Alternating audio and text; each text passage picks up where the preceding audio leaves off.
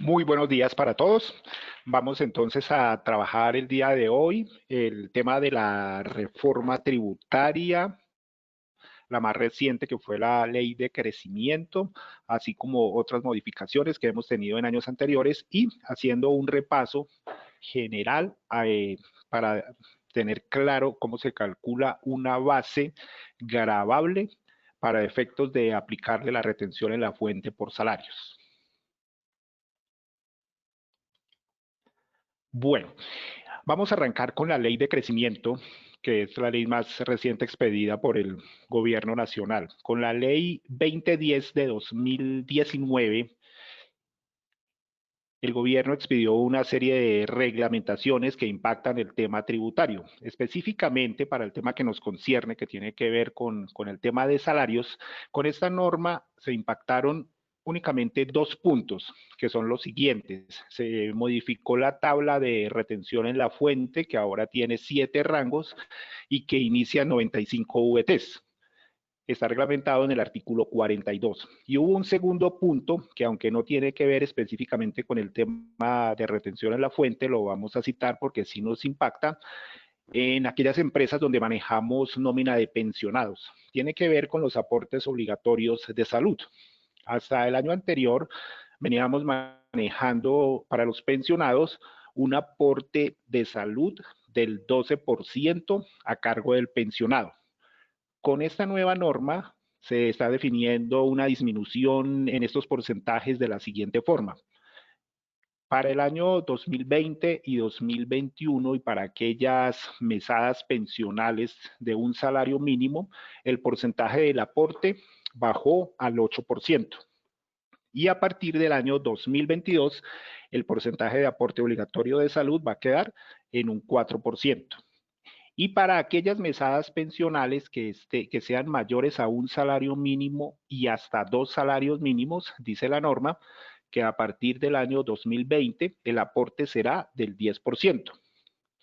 Finalmente, para aquellas mesadas pensionales cuyo valor sea superior a 2 salarios mínimos, se va a conservar el porcentaje de aporte de salud que hemos venido manejando desde la ley 100, que es del 12%.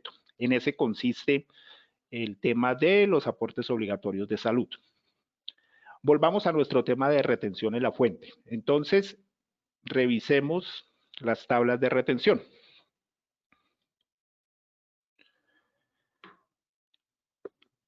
Bueno,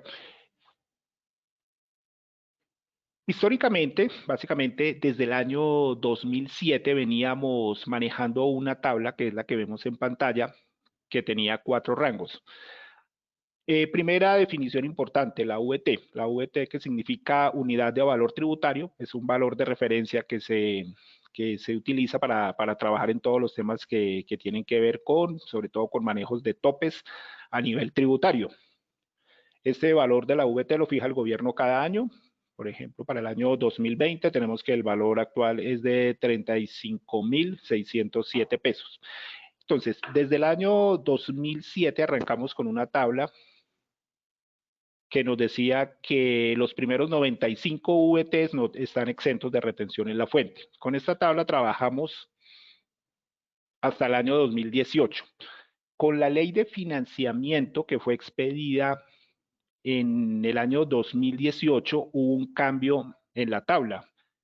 Pasó de los 4 rangos a 7 rangos y arrancaba en 87 VTs con un rango máximo de 2.300 VTs. Esta fue la tabla que trabajamos durante todo el año 2019. Entonces, ¿qué sucedió? Tenemos ley de crecimiento del año 2019 y ley de financiamiento del año 2018. Entonces, recordemos que con la ley 1943 de 2018, que empezó a regir a partir del 1 de enero de 2019, que fue conocida como la ley de financiamiento, hubo también algunos cambios. En ese momento se introdujo la tabla que estábamos viendo ahora, que arrancaba en 87 VTs.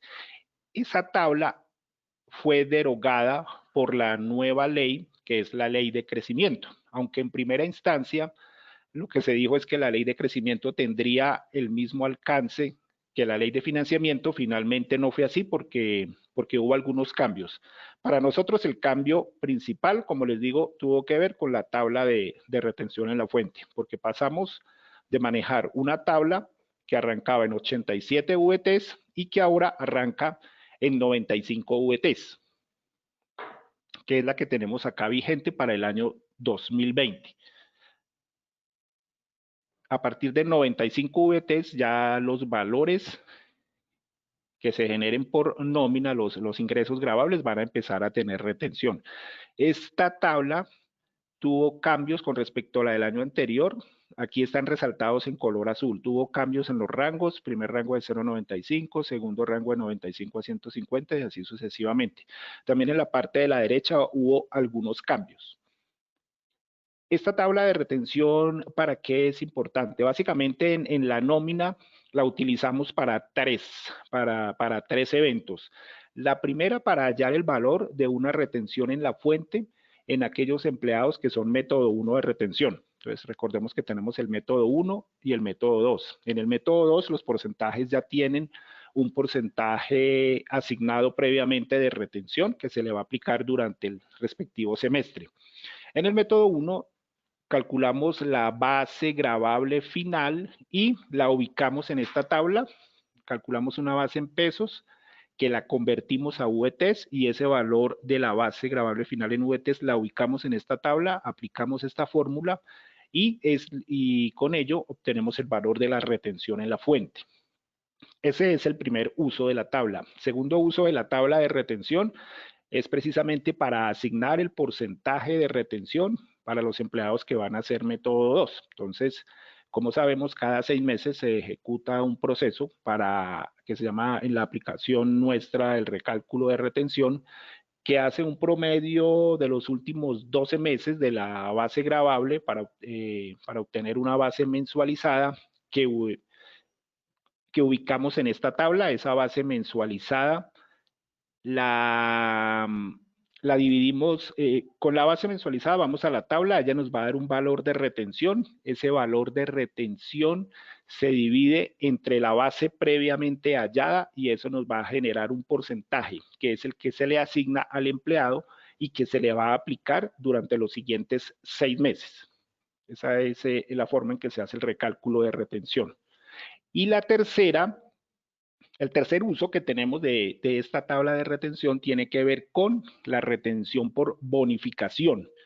Recordemos que aparte de la retención por salarios, que es en la que nos vamos a centrar hoy, existen algunas retenciones especiales como la retención por indemnización y la retención por bonificación. En la retención por bonificación no utilizamos el porcentaje que tenemos asignado previamente para el empleado, porque este se utiliza únicamente para los procesos de retención de las nóminas normales. En la bonificación tenemos que hacer también un recálculo, tenemos que calcular un segundo porcentaje que se halla también con un promedio mensualizado 12 meses atrás, para que nos dé de esta forma un porcentaje que es el que le vamos a aplicar a la bonificación que previamente ha sido disminuida con el factor exento del 25%. Entonces, esos son los tres usos de la tabla de retención. Entonces, redondeando, el primer punto que nos impactó con la ley de crecimiento económico fue el cambio en la tabla de retención en la fuente. Entonces, repasemos, ley de crecimiento, la nueva tabla de retención en la fuente que arranca en 95 VTs y los nuevos porcentajes de aportes obligatorios de salud para los pensionados. Ley de financiamiento, que estuvo vigente durante el año 2019, introdujo también un concepto importante, el aporte voluntario de pensión a los fondos obligatorios. Recordemos que el empleado puede hacer este tipo de aportes con el fin de incrementar su pensión. Entonces, cuando se hace un aporte voluntario de pensión a la cuenta del obligatorio, a partir de un decreto que se llama el decreto 2250 de 2017, se definió que este aporte voluntario de pensión es considerado como un ingreso no constitutivo de renta. Más adelante miramos en qué consiste, cuáles son los impactos de que sea un ingreso no constitutivo de renta. Entonces, cuando salió el decreto 2250, que tuvo vigencia a partir del año 2018, se dijo, se pueden hacer aportes voluntarios a la cuenta del obligatorio sin ningún tipo de topes. O sea, en la práctica se podían hacer aportes muy grandes que disminuían la base de la retención. A partir de la ley de financiamiento del año 2018, se le introdujo un tope.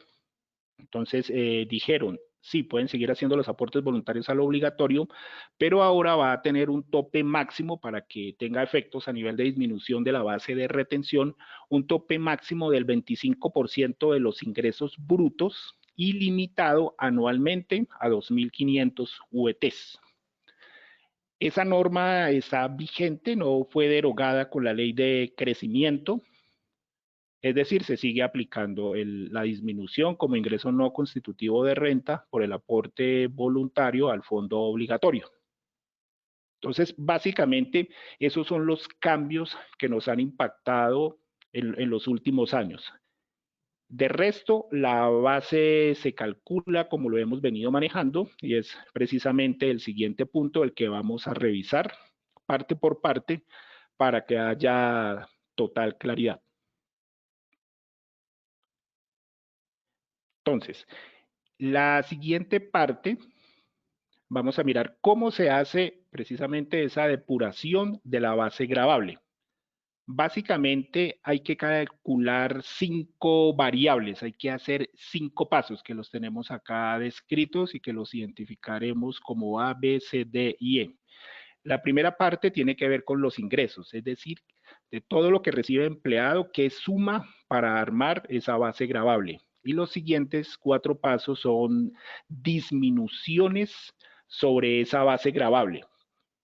Cada uno de ellos, según las definiciones tributarias, tiene un tratamiento en especial. Entonces, la fórmula es, tomamos los ingresos, le restamos los ingresos no constitutivos de renta, luego restamos otro ítem importante que se llama las rentas exentas, luego restaremos las deducciones y finalmente vamos a aplicar un factor exento sobre la base que teníamos y ya luego de aplicar el factor exento, pues vamos a tener la base final depurada. Vamos entonces a mirar la primera parte que son los ingresos.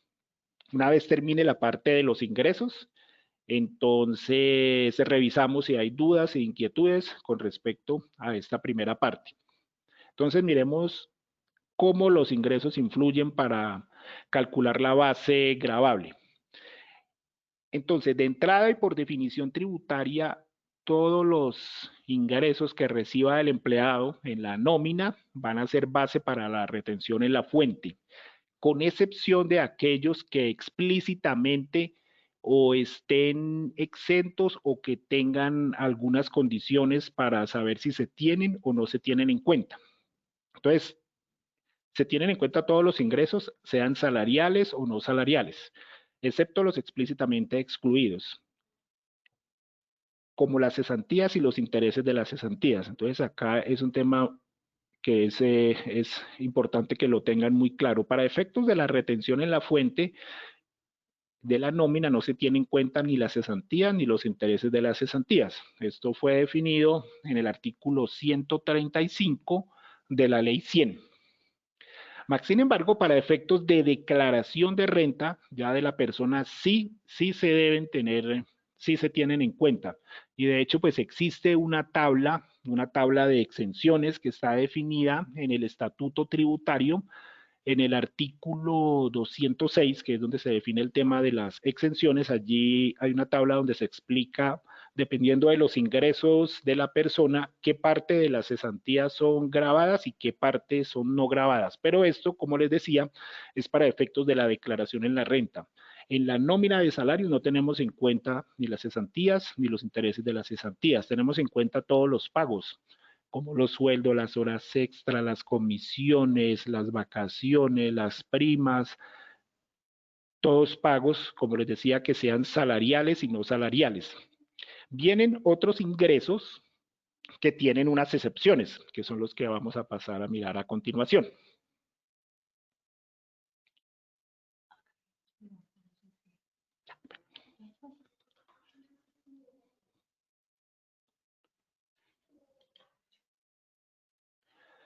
Bueno, existen los bonos de alimentación que se conocen como Sodexo, tienen un tratamiento especial, tienen unos topes. Entonces, en primera instancia, para aquellos empleados cuyo salario sea hasta 310 VTs, ellos tienen un beneficio en el sentido que el equivalente de los primeros 41 VTs están exentos de retención en la fuente. Recordemos que el valor de la VT actual es de 35.607. Entonces es lo siguiente, el empleado recibe por bonos de alimentación 2 millones de pesos. Los primeros 41 VTs están exentos, entonces ahí hacemos la conversión de multiplicar 41 VTs por el valor de la VT, 35.607, y ese valor resultante queda exento. Quiere decir que no se le aplica retención en la fuente por ese valor. El excedente sí me va a entrar a sumar a la base de la retención. Eso para aquellos empleados que devenguen hasta 310 VTs, porque aquellos que devenguen más de 310 VTs no tienen este beneficio de exención. Para ellos, todo lo que reciban por bonos de alimentación o Sodexos van a entrar a la base, suman directos, así sea un valor pequeño, así sea un valor de 50.000, 100.000 pesos, suman directamente a la base para los empleados que tengan salarios superiores a los 310 VTs. Entonces, ese es uno de los primeros ingresos que tienen condición especial, es decir, que no suman directo a la base, sino que suman o no suman a la base, dependiendo de si se cumplen o no las condiciones aquí descritas. Existe otro concepto bien importante que son los pagos indirectos por salud o educación. Se dice pagos indirectos porque no son entregados al empleado, no son monetizados para él, sino que es una figura donde la empresa puede hacer un convenio. Estos son pagos por salud de medicina prepagada, donde la empresa puede hacer un convenio con una entidad de salud, de medicina prepagada, por ejemplo, contrata una póliza colectiva. La empresa directamente cancela al tercero y los beneficiarios van a ser los empleados. O hay otra modalidad que es educación, cuando la empresa tiene dentro de su plan el tema de financiar al empleado para temas de educación. Entonces, lo mismo, la empresa no le entrega al empleado el dinero, sino que hace directamente la consignación en la respectiva entidad. ¿Qué tratamiento se le debe dar para efectos de la retención en la fuente? Cuando esto sucede, de entrada, esos pagos, aunque no se le entregue el dinero a los empleados, sí se debe cuantificar porque puede ser que hagan base para la retención en la fuente del empleado como tal. Entonces, dice la norma lo siguiente, estos pagos pueden ser exentos si ocurren los siguientes eventos. Si se trata de un plan general de la empresa, esto quiere decir que sea una política continua. O sea, no es que la empresa lo hizo alguna vez y luego no lo volvió a hacer, no, que sea una política continua. Es decir, durante el año se hacen los pagos a la empresa de medicina prepagada o está la política continua de hacer ese patrocinio de salud para los empleados. Entonces, si se trata de un plan que es periódico por parte de la empresa y que aplique a la mitad más uno de los empleados, si se cumplen esas dos condiciones, entonces lo que recibe de beneficio cada uno de los empleados va a estar exento la parte que esté por debajo del promedio que se le pague a todos los empleados. Lo digo con un ejemplo para que sea más claro. La empresa tiene un convenio de salud que aplica para la mayoría de los empleados. Cuando decimos la mayoría es el 50% más uno y es un plan periódico. Entonces, primero hay que calcular el valor promedio que se tiene de beneficio por cada uno de los empleados. O sea, esto sucede si algún empleado recibe 80.000 pesos, otro recibe 100.000 pesos, otro recibe 120.000 pesos de beneficio. Entonces se calcula el valor promedio. Supongamos que ese valor promedio nos dio 100.000 pesos. Entonces, para cada empleado tengo que hacer la siguiente evaluación. Si un empleado, por ejemplo, tuvo un beneficio de 120.000 pesos, como el promedio que nos dio fue de 100.000, esos 20.000 excedentes entran a ser base de retención en la fuente. Dicho de otra forma, está exento los primeros 100.000 pesos que fueron el cálculo general del promedio. Otro ejemplo, si un empleado recibió beneficio por 80.000 pesos, ¿qué sucede? Pues como el promedio, en este ejemplo que les estoy dando es de 100.000, entonces sus 80.000 pesos quedan completamente exentos. Es decir, no suman para la base de la retención en la fuente. De esta forma se maneja este tema de los pagos indirectos. Entonces, tener presente que son indirectos porque no se le entrega directamente el dinero al empleado. Está reglamentado en el decreto 3750 de 1986 para quienes deseen profundizar en el tema. Y otro de los ingresos que tienen un tratamiento especial son los viáticos. Los viáticos, pues, son las sumas de dinero que se le entregan al empleado para que él, cuando él tiene necesidad de viajar, de desplazarse hasta otro sitio para cumplir con funciones de la empresa. El empleado luego del viaje debe hacer una legalización de esos anticipos. Inicialmente se le da un anticipo, luego que él termina el viaje viene a la empresa, hace la correspondiente legalización y allí es donde se configura el tema de los viáticos. Antes de definir cómo hacen base para retención en la fuente de estos viáticos, hay que hacer una diferenciación que tiene la norma en el tema laboral. Resulta que puede haber viáticos ocasionales o viáticos permanentes.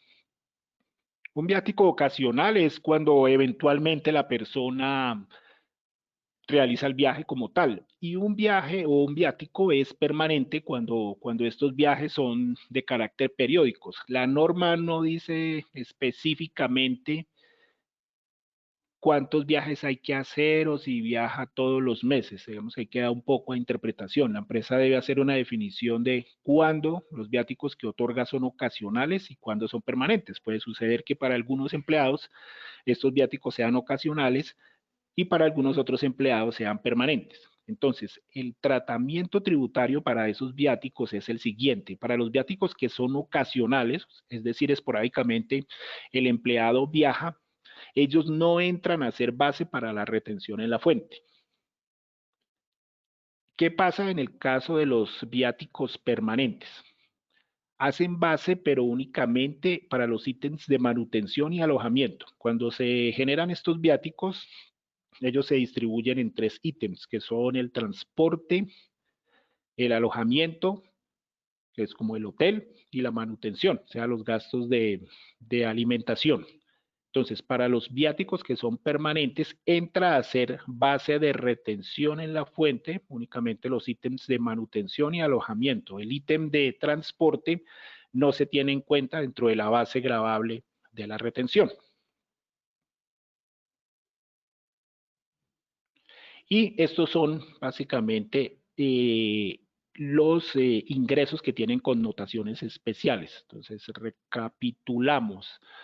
Por definición de ley, todo lo que recibe el empleado debe hacer base para calcular la retención en la fuente, excepto aquellos conceptos o ítems que tengan algún tipo de reglamentación para que no se tengan en cuenta. Entonces, repasamos.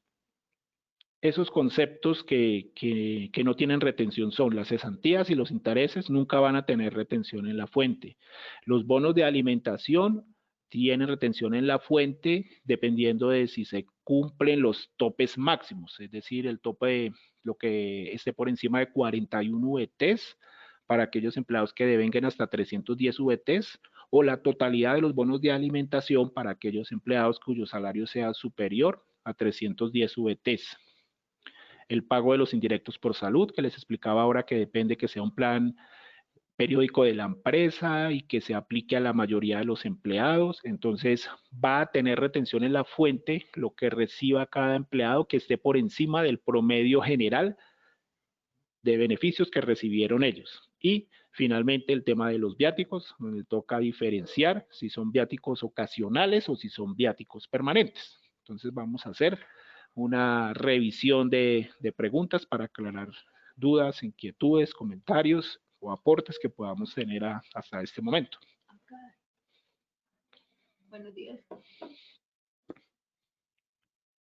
Bueno, hay una pregunta que dice, buenos días, una pregunta, yo elijo en qué método se pueden quedar los empleados. Bueno, esto tiene que ver con lo que hablábamos en un comienzo de los métodos de retención en la fuente, que son el método 1 y el método 2. Entonces, por definición, cuando el empleado ingresa, ingresa por el método 1, que es el que no tiene un porcentaje, asignado.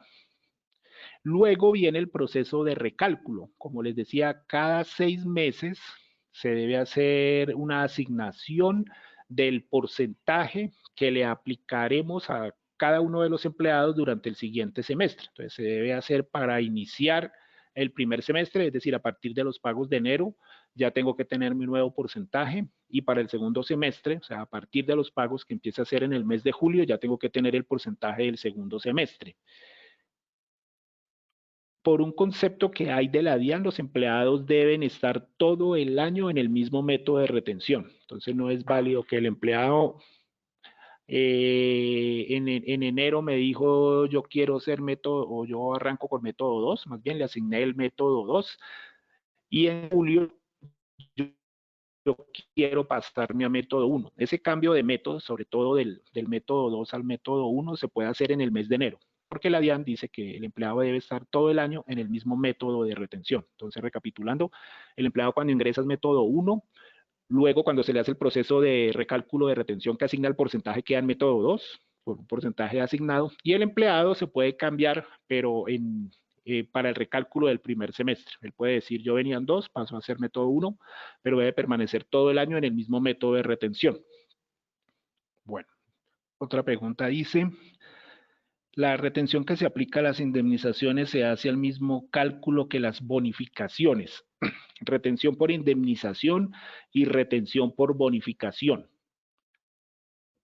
Son dos cálculos diferentes y aprovechemos de una vez para mencionarlos. En la presentación, el tema es básicamente, como les decía, vamos a hacer la depuración de la base gravable para la retención normal que se aplica a la nómina de cada uno de los empleados, la nómina por salarios, básicamente. Pero existen dos pagos excepcionales que tienen que ver con terminaciones de contrato, que pueden ser por indemnización o que puede ser por bonificaciones. Entonces, para responder la pregunta, los cálculos son diferentes. Cuando se hace una indemnización porque se dio un retiro sin justa causa, donde la empresa pagó esta indemnización, hay que calcular un valor de retención de la siguiente forma. Si el empleado devenga o tiene una base gravable de hasta 204 VTs, esa indemnización no tiene retención en la fuente. Pero si esa base gravable me da superior a 204 VTs, va a tener una retención del 20%.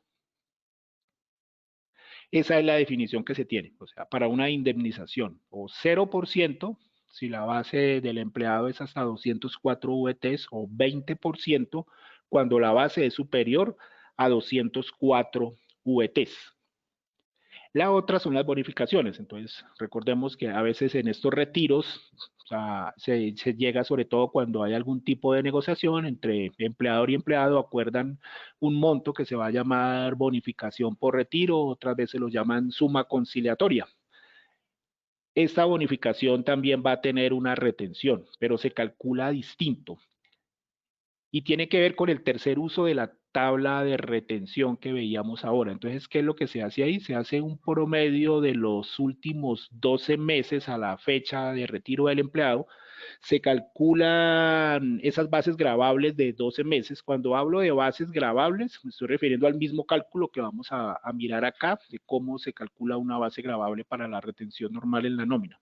Entonces hago un promedio de calculo los ingresos gravables de los últimos 12 meses, o proporcional si el empleado ingresó más, o sea, fue un ingreso reciente, lo divido entre 12, eso me va a dar un valor mensualizado, ese valor mensualizado de base gravable lo debo pues convertir a VTs, porque todos los cálculos se hacen en VTs.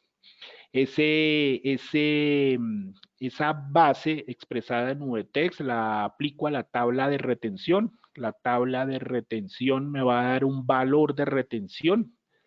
Ese valor lo debo dividir entre la base gravable y esa relación entre valor de la retención y la base gravable me va a dar un porcentaje que es el que finalmente le voy a aplicar a la bonificación que previamente se disminuye en el 25%. Pues tomo el valor de la bonificación, lo disminuyo en el 25%. Incluso el empleado puede hacer aportes voluntarios para disminuir la base de esa retención por bonificación y esa base depurada de la bonificación le aplico ese porcentaje que acabé de describir. Así es como se calcula una retención por bonificación, respondiendo a la pregunta.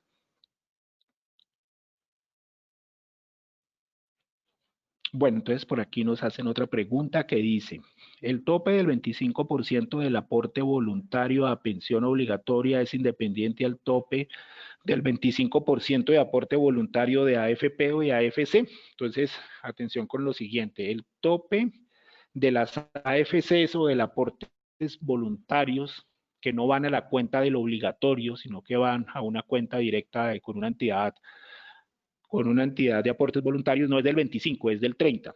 Entonces hay que tener clara esa diferencia. Tope de aportes voluntarios y de AFC es del 30%. Y los topes del aporte voluntario a la cuenta del obligatorio es del 25%. Bueno, nos hacen otra pregunta.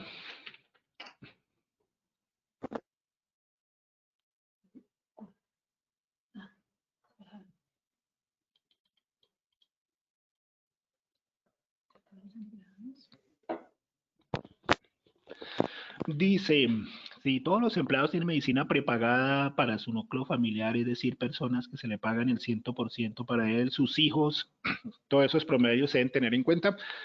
Sí, en la parte que les explicaba al final de los pagos indirectos. Ojo, ojo que la medicina prepagada puede ser o puede darse de dos formas. Que el empleado directamente tenga su contrato de medicina prepagada, es decir, él va y lo paga, va a tener un beneficio en la retención que lo vamos a ver más adelante, aún no lo hemos explicado. Pero si es la empresa la que tiene directamente el contrato con la entidad, la empresa hace el pago a la entidad y genera ahí como una póliza colectiva donde los empleados van a tener beneficios, es allí donde se aplica el tratamiento de los pagos indirectos, que era el que les explicaba anteriormente. Entonces, redondeando la respuesta, depende si es el empleado el que hace el pago de su medicina prepagada o si es la empresa. Más adelante vamos a mirar cómo es el tratamiento en el caso de que el empleado tenga directamente su contrato de medicina prepagada.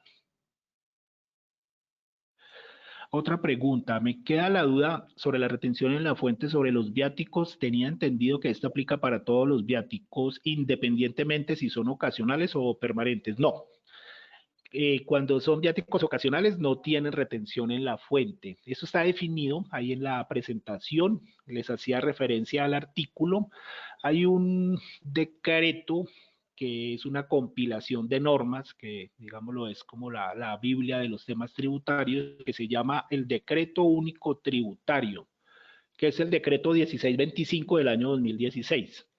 Allí hay un artículo donde dice expresamente eso, que los viáticos ocasionales no generan retención en la fuente. Ahí está definido, ahí en la presentación está el artículo, la presentación se las vamos a compartir para que ustedes la tengan. Otra pregunta.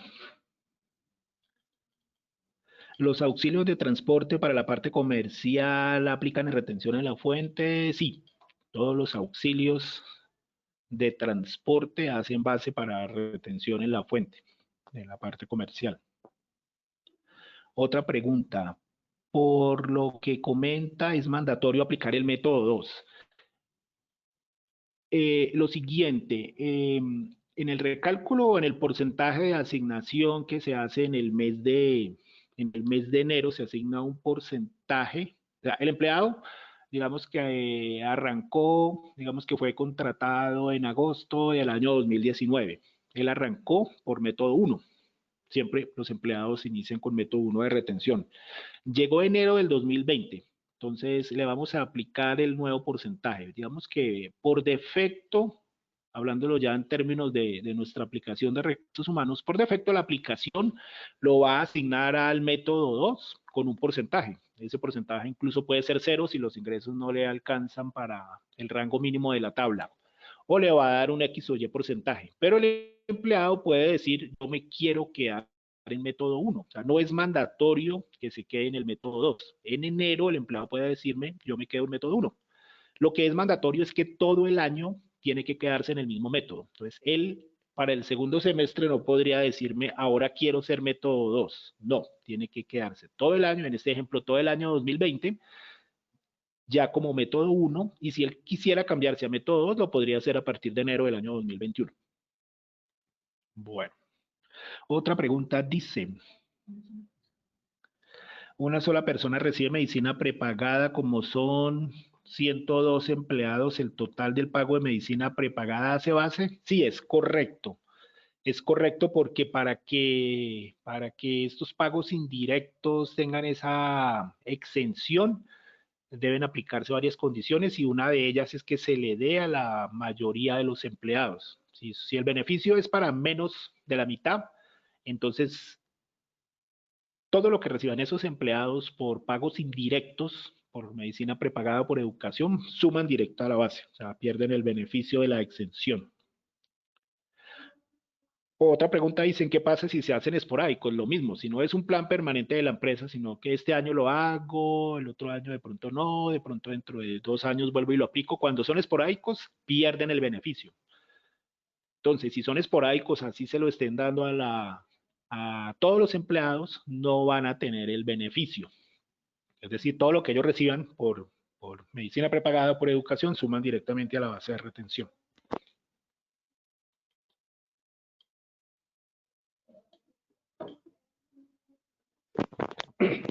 Esta pregunta tiene que ver con bonos de Sodexo. Para las personas que reciben salario integral, también aplica el tope de salario de 310 VTs. Aquí esta es una pregunta interesante, hay que hacer una aclaración. En la práctica, para los empleados integrales no se aplica 310, sino 403 VTs. Básicamente eso es porque recordemos que los empleados integrales, el 30% de lo que reciben de su asignación hace base de las prestaciones sociales. Entonces solamente debo trabajar sobre el 70% para efectos de esa validación. Matemáticamente lo que hacemos es que lo llevamos a una cifra de 403 VTs y ese es el tope para ellos. O dicho de otra forma, es el 70% que ellos tienen, pero multiplicado por el 1.3 o 310 por 1.3, que es el factor salarial, nos va a dar los 403 VTs. Otra pregunta dice, es que en el decreto 1625 de 2016 que nos menciona solo habla de manutención y alojamiento. Sí, ahí hablan de manutención y alojamiento. Ahí hace la diferenciación. Entonces, ojo, ahí dice, para viáticos que son ocasionales no se genera retención en la fuente, pero para viáticos que son permanentes se genera retención en la fuente para manutención y alojamiento, que era lo que les explicaba también en la presentación. Otra vez la misma pregunta de los bonos, que para los salarios integrales, que era lo que les explicaba ahorita, que entonces en la práctica no lo controlamos sobre 310 VTs, sino sobre 403 VTs. Dice, si el empleado solicita subir el porcentaje o valor en caso que no tenga porcentaje, ¿puede hacerse y es legal? Sí, sí. Sí, el empleado puede solicitar que se le haga un mayor descuento de retención en la fuente. ¿Por qué? Porque pues esta retención en la fuente básicamente es un anticipo para la declaración de renta que se va a hacer al año siguiente. Entonces me explico. Durante el año 2019 aplicamos en la nómina o un empleado tuvo descuentos de retención en la fuente de enero a diciembre. Resulta que él en este año 2020 va a tener que hacer su declaración de renta, donde básicamente pues le van a hacer un barrido de todos los ingresos, es como le van a aplicar nuevamente las fórmulas, cuáles fueron todos sus ingresos, cuáles fueron sus deducciones y cuáles fueron con eso le calculan una tarifa de impuesto de renta y miran cuáles fueron sus retenciones en la fuente por nómina, en este caso. Y el excedente es lo que tiene que pagar por declaración de renta. Entonces, a veces sucede que ese excedente es muy alto. A veces sucede que lo que le sumaron, lo que sumó por retención en la fuente le dio X valor y entonces al momento de tener que pagar la declaración de renta, le da un excedente grande. Entonces, si el empleado hace ese tipo de planeación financiera, él dice, si me quedo con el porcentaje que por ley me asignan para nómina, por decir algo, me van a descontar durante el año 5 millones de retención en la fuente, pero cuando yo haga mi declaración de renta me va a dar que tengo que pagar 9.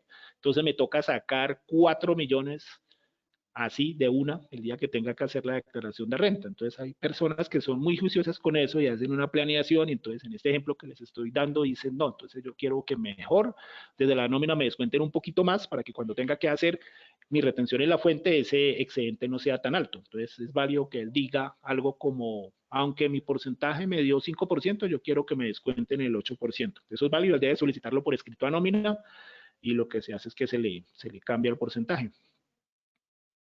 O si es método 1, se le puede también calcular un valor que sea superior al que arrojaría el cálculo que dice la norma. Otra pregunta. Si yo tengo menos de 30 días laborados, ¿cómo debo tomar los deducibles de retención y las exentas? Lo tomo para más de 30 días laborados. Más adelante vamos a mirar el tema de las deducciones, pero básicamente la idea es hacerlo proporcional por los días trabajados, porque estos son valores mensualizados. Otra pregunta dice, ¿manutención hace referencia también a auxilio de transporte? No. En el tema de viáticos, les decía ahora que hay 3 ítems. Transporte, manutención y alojamiento. Ese manutención tiene que ver algo así como con la alimentación, con servicio de lavandería ya en el hotel. Básicamente a eso se refiere, no tiene nada que ver con transporte. Otra pregunta dice, como empresa, al hacer el recálculo, ¿paso a las personas a método 2 o debo esperar que ellos me lo indiquen o viceversa? Por defecto, los empleados pasan a método 2 y los empleados que quieran quedarse en el método 1 deben decirlo explícitamente, ¿sí? Que la norma dice algo así como, en el mes de diciembre la empresa debe calcular el porcentaje de retención que aplicará a partir del mes de enero. Entonces, como habla de porcentaje, quiere decir que debe ir a método 2. Entonces, por defecto va a método 2, pero todos aquellos empleados que quieran quedarse en el método 1, pues lo deben informar y deben quedarse todo el año en el método 1. Otra pregunta dice, si el empleado entrega soportes de pago de alojamiento y manutención, ¿esto está sujeto a retención? Sí, sí, sí. Él debe entregar esos soportes de alojamiento y manutención, pero están sujetos a retención si los viáticos son permanentes. Si los viáticos son ocasionales, no tienen ningún tipo de retención. Bueno, otra vez por acá nos preguntan lo del método, que si es obligatorio permanecer en el método durante el año. Sí, o sea, el empleado va a estar en el mismo método de retención durante todo el año de enero a diciembre. Otra pregunta, cordial saludo. En cuanto a salario integral, los topes para alimentación cambian. Esa respuesta ya la dimos también. Bueno, esta es otra pregunta. ¿Cómo se determinan los 204 VTs? 204 VTs es el tope que tenemos para calcular, para definir si una retención por indemnización tiene o no tiene retención en la fuente. Entonces, recapitulemos. En la norma dice genéricamente si los ingresos son hasta 204 VTs, no tendrá porcentaje de retención y si son superiores tendrá un porcentaje de 20%. Hay una aclaración de la DIAN donde nos dice que esos ingresos son los ingresos gravables, es decir, no los ingresos brutos, sino los ingresos luego de haberles hecho la depuración. La depuración es la que vamos a ver más adelante, donde a los ingresos yo le quito una serie de valores que me van a dejar en una base gravable final. Entonces, hay un concepto de la DIAN donde aclara que son los ingresos depurados, no los ingresos brutos para compararlos contra ese tope de las 204 VTs. Para aquellos que les quede dudas, luego de la presentación nos pueden escribir si tienen dudas de algún soporte legal y se las hacemos llegar entonces por correo. ¿Qué otras preguntas tenemos? Respecto a los aportes voluntarios a pensiones obligatorias, ¿es posible aplicar los 2.500 en una sola oportunidad y en los demás meses no volver a aportar? Sí, la norma dice que son 2.500, es que hay un tope de 2.500 anuales. Entonces es lo siguiente, son aportes voluntarios a la cuenta del obligatorio. De entrada ellos van a tener en cada mes un tope del 25% de los ingresos, pero supongamos que tenemos unos ingresos muy altos. Y a su vez hay un tope anual de 2.500. O sea, cuando yo supere los 2.500 VTs, no voy a tener beneficio del aporte voluntario al obligatorio. Entonces, normalmente pues arranca enero, entonces va a tener un 25%, digamos que le dio 500 VTs, febrero, marzo, abril, en mayo, ya completó los 2.500 VTs de beneficio, entonces en ese ejemplo a partir de junio ya no tendría beneficio. Cuando decimos que no tendría beneficio quiere decir que no va a tener descuento en la base de retención por esos aportes voluntarios al obligatorio. Pero la pregunta que nos dicen es, bueno, si los ingresos son muy altos en enero, por decir algo, puede ser que ese 25% esté por encima de 2.500 VTs. Pues la norma dice que es un tope anual.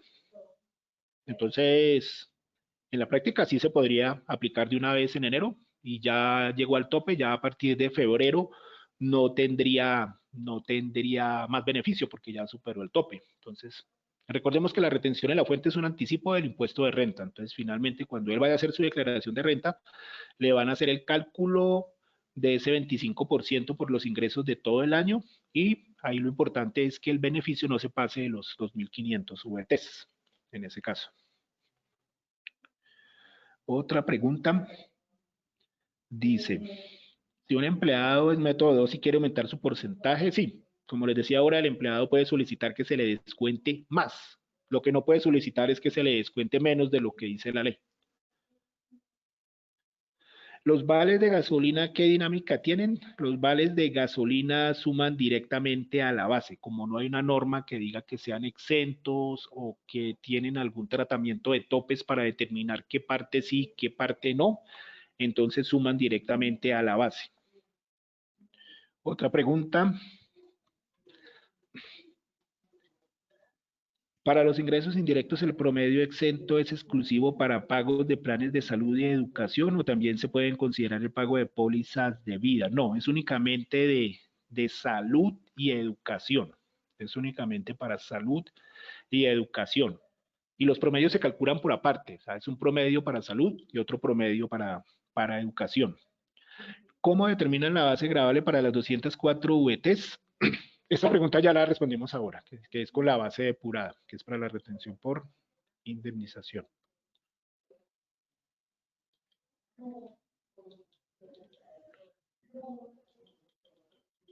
Dice otra pregunta. Con relación a las 204 VTs para definir si está sujeta a la indemnización a retención, es el total, a la misma, es que si es el total de los ingresos grabados o si es la base gravable, es la base depurada según un concepto que emitió la DIAN. Las 204 VT según el salario o ingresos totales de liquidación es lo mismo, la misma pregunta de los 204 VTs. Dice, está sobre recálculo, tengo una inquietud. Las fechas para recálculo de porcentaje de retención en la fuente, ¿cuándo se deben hacer? ¿Con corte a 30 de junio o con corte a 30 de mayo? Entonces dice la norma que hay que hacer en el año dos cálculos de porcentaje de retención. Entonces, para la asignación del porcentaje del primer semestre, estrictamente dice la norma que debe hacerse en el mes de diciembre. Lógicamente, hay que hacerlo después de haber terminado todo el proceso de la nómina de diciembre, de haber hecho mi cierre, porque pues no podría cambiar el porcentaje antes de pagar como tal la nómina de diciembre. Entonces, si yo lo hago los últimos días de diciembre, como lo dice la norma, voy a coger un promedio de 12 meses atrás que va desde el 1 de diciembre hasta el 30 de noviembre. Entonces, en el recálculo que se hizo para arrancar el año 2020, se armó la fórmula tomando valores desde el 1 de diciembre del 2018 hasta el 30 de noviembre del año 2019. Y los rangos para el recálculo que se hace para el segundo semestre van desde el 1 de junio hasta el 31 de mayo. Así es como se manejan las fechas para el tema del recálculo. Acá nos hacen otra vez la pregunta de las 204 VTs. ¿Cómo se calculan las 204 VTs para determinar si una indemnización tiene o no retención? Entonces es coger la base gravable depurada del mes y compararla contra esos 204 VTs.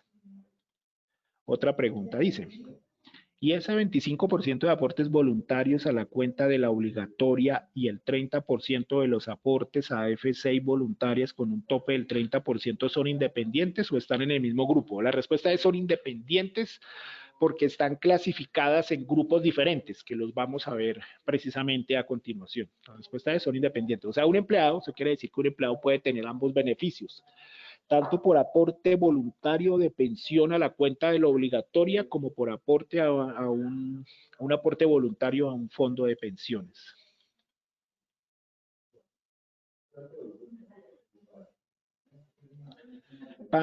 Esta es otra pregunta de recálculo. Para el tema de recálculo de retención en la fuente, para el tema de los aportes obligatorios de salud, ¿qué periodos se deben tener en cuenta?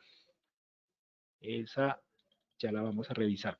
Hay un decreto que es el decreto 2250 del año 2017. Ahí hacen la aclaración de cómo impactan los aportes obligatorios de salud. Entonces allí dicen, cuando estamos haciendo el proceso de recálculo, yo debo tomar el promedio de los aportes obligatorios de salud del año fiscal anterior.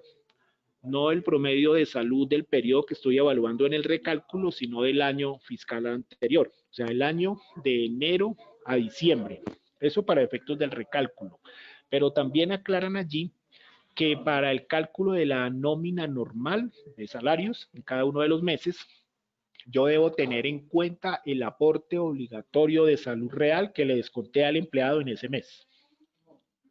Bueno.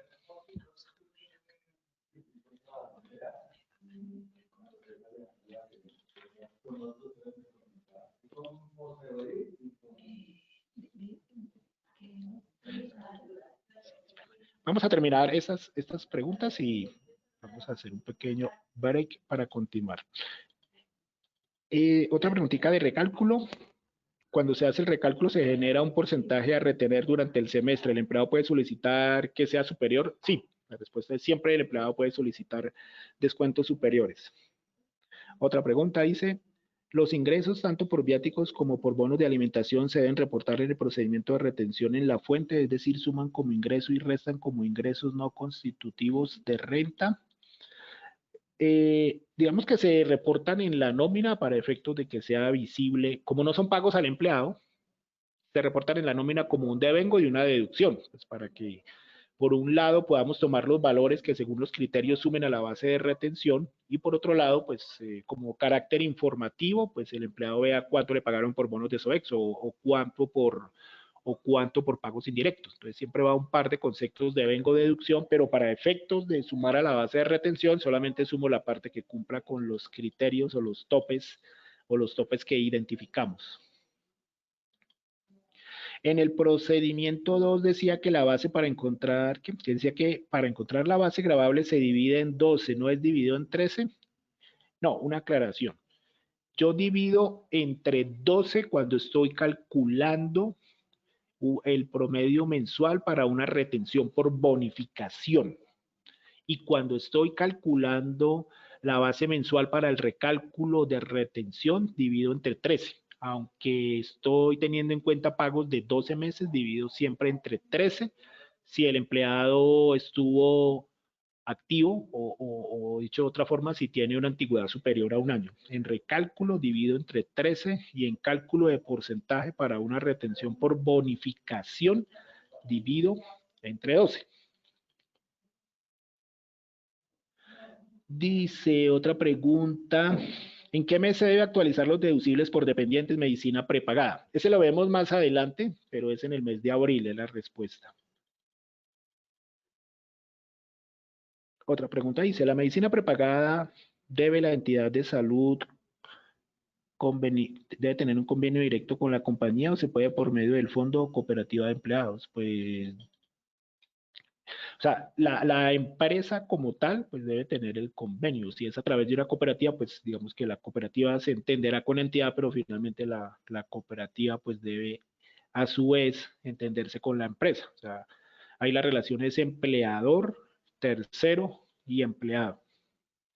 Otra pregunta dice, ¿el empleado debe notificar al empleador el procedimiento de retención que quiere que se practique? Esa pregunta también ya la respondimos. Sobre el tema de recálculo, durante el mes de diciembre los empleados tienen valores extras como bonificación, prima extralegal, entonces durante el primer semestre del año queda muy alto el porcentaje para aplicar la retención en la fuente del empleado. ¿Es recomendable solo quedarme en el método 1? Bueno, recordemos que para el primer semestre, en el recálculo del primer semestre yo tengo en cuenta valores del año, del 1 de diciembre del año, en este caso del 2018, hasta el 30 de noviembre del año 2019. Y pues ahí se tiene en cuenta todo lo que el empleado recibió. Que si en los diciembres tuvo primas especiales, bonificaciones, pues lógicamente eso le va a incrementar la base. La pregunta dice que es mejor, que si quedarse en el método 2 o en el método 1. Digamos que eso ya depende de cada persona, depende de las características de cada que tenga cada persona en cuanto a cuáles son sus ingresos y cuáles son las deducciones que tiene. Entonces, a veces puede ser mejor quedarse en el método 1 o a veces es mejor quedarse en el método 2 con el porcentaje asignado o pedir que se le asigne un porcentaje mayor. Ahí sí, como les decía, ya es como un tema de planeación financiera donde cada persona tiene que sentarse y hacer como sus proyecciones. Pero tener presente, siempre esto se cruza contra la retención, contra la declaración de renta. Me explico nuevamente, cuando se hace la declaración de renta, lo que la DIAN le hace es que le suma todos los ingresos del año anterior, le cruza contra las deducciones y finalmente lo que se hace para calcular el impuesto de la renta es aplicar una tabla de retención que es parecida a la del método 1, pero llevada a 12 meses. No es exactamente igual, pero los rangos son similares. Entonces, veamos, en la tabla del método 1, esa es una tabla mensualizada. La tabla que utiliza la DIAN es una tabla anualizada. O sea, lo que quiero decir es que el cálculo que hace la DIAN es como más parecido a un método 1 que a un método 2. A veces los empleados hacen cálculos para que se les haga un descuento de retención lo más pequeño posible, lo mínimo. Tener en cuenta que si en mi nómina me hacen retenciones en la fuente bajas, cuando él haga el cálculo de la declaración de renta, lo que no aportó se lo va a tener que pagar como un excedente. Es el ejemplo que les decía de si me hicieron 5 millones de retención en la nómina, pero en mi declaración, ya con el cálculo final de todo el año me da 9, pues me toca sacar de una a los 4 millones y pagarlos. Entonces ahí es mejor que la persona evalúe si solicita que le hagan descuentos superiores.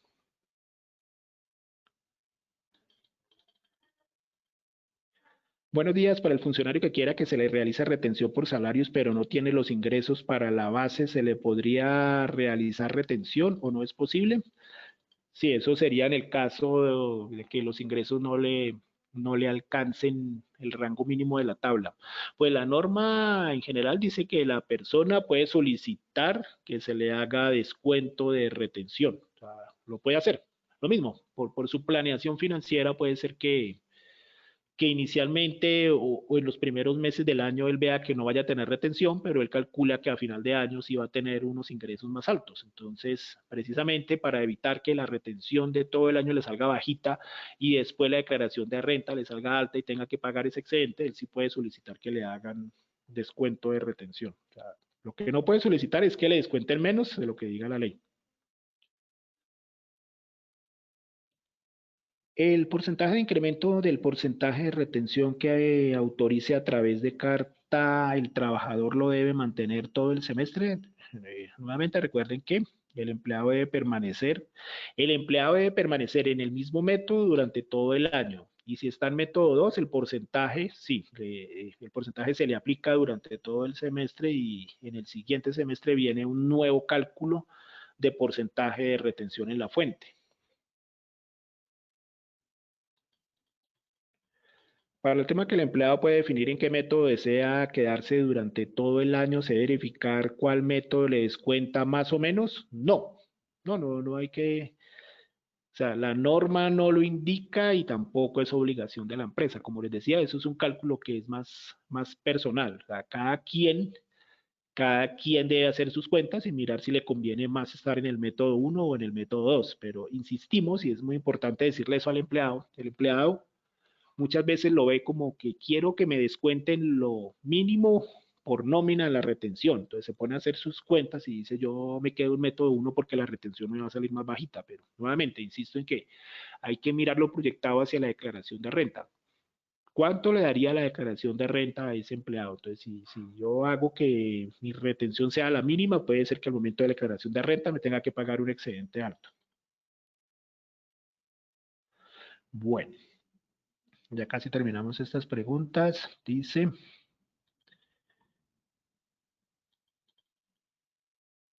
se tienen en cuenta los pagos no salariales para determinar la base de los 310 VTs en auxilios por alimentación. En la norma explícitamente habla de salarios. Entonces dice si los salarios del empleado superan o no los 310 VTs. En ese orden de ideas no hay que tener en cuenta los pagos que sean considerados como no salariales. Para la indemnización de esos 204 VT se mira el ingreso de ese mes o también el promedio de los 12 meses. El concepto de la DIAN que les mencionaba ahora habla de la base mensual del mes en que el empleado se está retirando. Dice que es la base gravable del mes.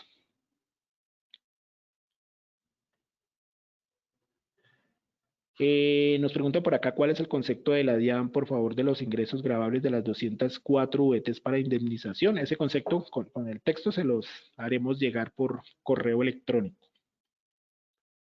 ¿Cuál es el porcentaje máximo que pueden aumentar? No, si estamos hablando de porcentaje de retención, la norma no dice que haya un porcentaje máximo, dice que el empleado puede solicitar que se le descuente de más, ya cada quien hará sus cuentas y definirá cuál es ese porcentaje que le conviene. Bueno, aquí hay unas preguntas que están repetidas. Voy a saltar las preguntas que están repetidas. Bueno, sí, vamos a mirar.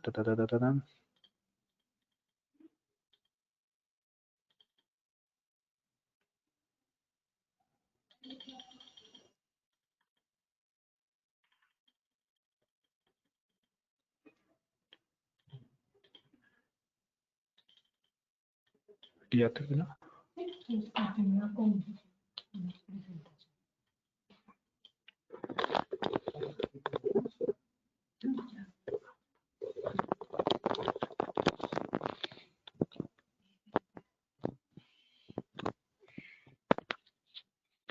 Bueno, entonces vamos a continuar.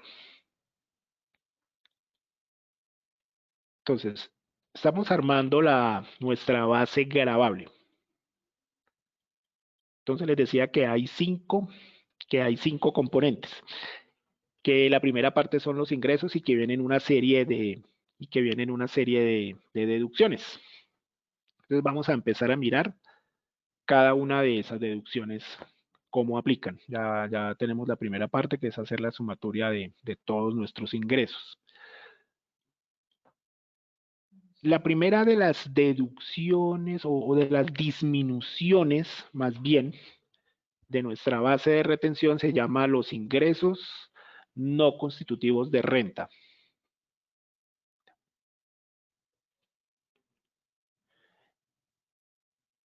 Acá.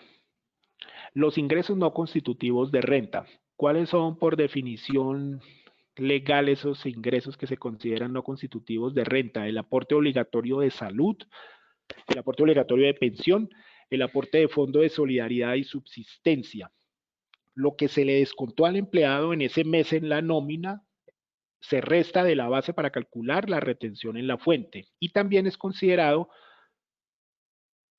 ingreso no constitutivo de renta del aporte voluntario de pensión a la cuenta de lo obligatorio, que ese ya lo vimos ampliamente tanto en la presentación inicial como en la serie de preguntas que ya tuvimos. Entonces, aporte obligatorio de salud, el de ley, el 4%, aporte obligatorio de pensión, si el empleado tuvo solidaridad, subsistencia y los aportes voluntarios de pensión con su tope del 25% de los ingresos limitado anualmente a 2.500 VTs. Esos valores los resto directamente de la base. Más adelante, cuando tengamos la fórmula completa, pues miramos más gráficamente cómo impactan. La siguiente denominación se llama las rentas exentas, que son básicamente, en primera instancia, las siguientes. El aporte voluntario de pensiones diferentes al obligatorio. Entonces, como lo veíamos en una de las preguntas que nos hicieron, que si el aporte voluntario de pensión a la cuenta del obligatorio era independiente, entonces sí, un empleado puede tener aporte voluntario a la cuenta del obligatorio, que se clasifica como un ingreso no constitutivo de renta y que tiene su tope del 25%. Acá para renta exenta, que va a tener un tope máximo del 30% de los ingresos, vamos a considerar los aportes que él haga voluntarios a un fondo de pensiones y las cuentas a la AFC. Recordemos que el AFC es un ahorro que puede hacer el empleado, la persona, en un banco para efectos de obtener más adelante una financiación de vivienda. Entonces, esos ahorros o esos aportes que él va haciendo cada mes, él los certifica en la empresa y eso se le van a tener en cuenta para disminuirle su base de retención. Entonces, en primera instancia, las rentas exentas son estas dos. Más adelante vamos a ver la última de las rentas exentas que se deben calcular. Aportes a AFC, aportes voluntarios a pensión, máximo el 30% de los ingresos y limitado anualmente a 3.800 VTs. Eso quiere decir que cuando el empleado ya llegue a ese tope en beneficios de los 3.800 VTs, a partir de ese momento no va a tener más beneficio para disminución de la base de la retención. A partir de ese mes y hasta diciembre, todo lo que haga por aportes voluntarios y de AFC, esos valores no se le restan de la base de la retención. Estos topes anuales, los 3.800 en este caso y los 2.500 en el aporte voluntario al obligatorio, arrancan de cero en cada enero. O sea, el empleado arrancó mi enero, en octubre, por ejemplo, llegó a mi tope de los 3.800, eso quiere decir que en noviembre y en diciembre no va a tener el beneficio, pero cuando arranque enero del siguiente año, pues arranca de cero y va a tener nuevamente libre su tope o su cupo de beneficio por los 3.800 VTs. Entonces, esas son las rentas exentas. Ahora vienen las deducciones. Las deducciones se dan de la siguiente forma. Hay una primera que se llama vivienda. Esto está orientado a que si el empleado tiene un crédito de vivienda con una entidad financiera, los intereses que él paga en el año inmediatamente anterior por ese crédito de vivienda se tienen en cuenta para efectos de disminuir la base de la retención. Entonces, el empleado lo que hace es que trae una certificación del banco, en este caso, digamos, que se va a hacer en el año 2020. Él debe traer un certificado de lo que le descontaron por intereses de ese préstamo de vivienda en el año 2019. Trae la certificación a la empresa y resulta que esto tiene vigencia de abril a abril. Es decir, en este momento tenemos unos certificados vigentes que el empleado trajo el año pasado. El certificado que en este momento él tenga, por ejemplo, de vivienda que trajo en 2019 y que correspondió a los intereses que pagó durante 2018, está vigente hasta el 15 de abril del año 2020. Esa es la fecha que por norma se debe manejar. A partir del 16 de abril, el empleado tiene que renovarme el certificado. Entonces, él vuelve y me trae un certificado que dice, y estos fueron los intereses que yo pagué durante el año 2019, Él me va a traer el valor anualizado, se debe dividir entre 12 o entre el número de meses si fue proporcional para obtener un valor mensual. Todos estos valores están dados en términos mensuales. Entonces, si él renueva el certificado, le vamos a parametrizar que tiene un nuevo certificado de vivienda cuya fecha de vigencia es desde el 16 de abril de 2020 hasta el 15 de abril del 2021. Si no me trae el certificado, pues pierde el beneficio. Lo mismo para el de medicina prepagada. Entonces, este aplica cuando es que el empleado hace directamente el aporte, hace el pago a la entidad de medicina prepagada. Entonces, él viene y me trae la certificación de lo que pagó el año anterior. Todos estos beneficios tienen topes, entonces. El de vivienda tiene un tope máximo de 100 VTs. Entonces, 100 VTs da 3.500.000 algo. ¿Esto qué quiere decir? Si él me trae un certificado que dice, el año pasado yo aporté por intereses de vivienda 4 millones, le voy a tomar máximo el tope, que es lo que me da exactamente la cifra, 3.500.000 algo. Pero si él me trae un certificado que dice, yo lo que aporté fueron 2 millones, le tengo en cuenta los 2 millones porque están debajo del tope de los 100 VTs. Lo mismo pasa en el caso de medicina prepagada. Tiene un tope máximo de 16 VTs que da 530 y algo. Entonces, si él me trajo, que es que yo aporté 900.000 pesos por medicina prepagada, le voy a tener en cuenta solamente el tope y son valores mensualizadas. Y la última de las deducciones que puede tener un empleado se da si tiene dependientes económicos.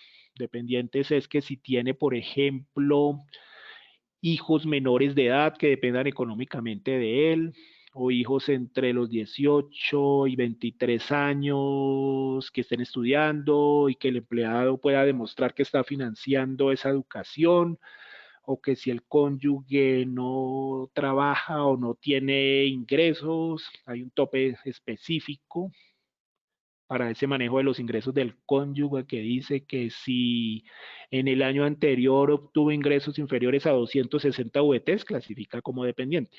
En el artículo 387 del Estatuto Tributario está la explicación detallada de cada una de esas deducciones y en el caso específico de los dependientes dicen cuáles son las condiciones. También pueden entrar los padres si dependen económicamente de él. Entonces ahí lo que sucede es que el empleado bajo gravedad de juramento debe venir a la empresa y decir yo tengo derecho a una deducción de dependientes porque cumplo alguna de las condiciones descritas allá en el artículo 387 del Estatuto Tributario. Digamos que ahí cada empresa tiene sus formatos o sus procedimientos sobre qué le deben solicitar al empleado para legalizar ese derecho. Cuando un empleado tiene derecho al descuento por dependientes, se le va a hacer una disminución de la base dependiendo de, se toma el menor entre el tope entre el 10% de los ingresos brutos que él tenga o 32 VTs. Entonces, mira, ¿cuántos fueron sus ingresos? Se calcula ese 10% y se va a tomar el menor entre lo que dé esa cifra del 10% o 32 VTs. Y también se debe renovar estas tres deducciones, vivienda, medicina prepagada y dependiente, se deben renovar en cada abril. O sea, a partir del 16 de abril, el empleado debe traer los sustentos que le justifiquen que continúen con ese beneficio de deducciones. Si no los trae, entonces, desde ese momento ya pierde el beneficio. Y finalmente se calcula un valor exento. Ese valor exento es básicamente de un 25%. Por definición de ley, en el artículo 206 del Estatuto Tributario hay un ítem donde dice todos los empleados tienen derecho a una deducción que se llama más bien el factor exento del 25%. ¿A qué se le calcula ese 25%? A la base anteriormente hallada. Entonces, me explico. Arrancamos de unos ingresos que tuvo el empleado, le restamos los ingresos no constitutivos de renta, que eran los aportes obligatorios de seguridad social y el aporte voluntario al obligatorio. Luego le restamos unas rentas exentas, que eran el AFC y el aporte voluntario de pensión, cada uno con sus topes, y después le restamos las deducciones de vivienda, medicina prepagada y dependientes que acabamos de ver. A ese subtotal yo le calculo cuál es el 25%, verificando que ese 25% no supere un tope de 240 VTs. Entonces cojo el menor o entre el 25% de esa subbase o el equivalente en pesos a 240 VTs y se la resto a la base previamente calculada. Y con eso pues ya tengo mi base final. Con eso ya tengo mi base depurada de retención en la fuente. Entonces acá en la siguiente pantalla lo vemos más claro.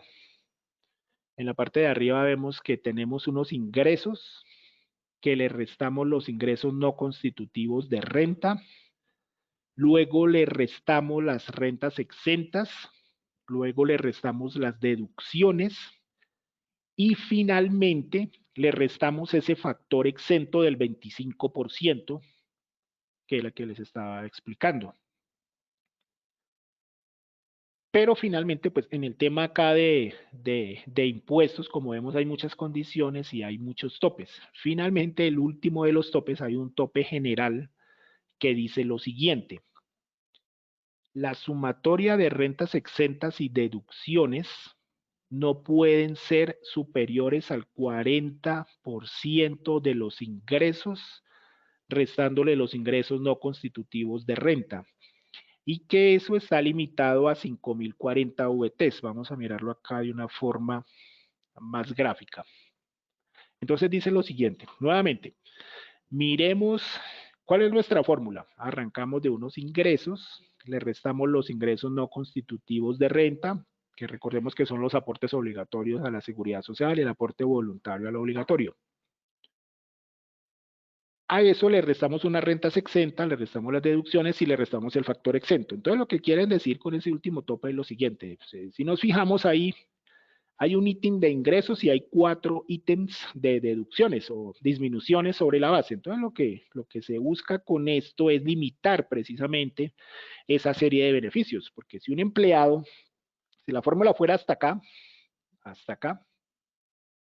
y entonces un empleado hace aportes voluntarios al obligatorio, hace aportes voluntarios a los fondos voluntarios, hacia AFC, el empleado trae intereses por préstamo de vivienda, trae el certificado de medicina prepagada y también me dice que tiene dependientes y como tiene derecho al 25%, eso querría decir que si él hace uso de todos esos beneficios, la base de la retención se le disminuiría drásticamente.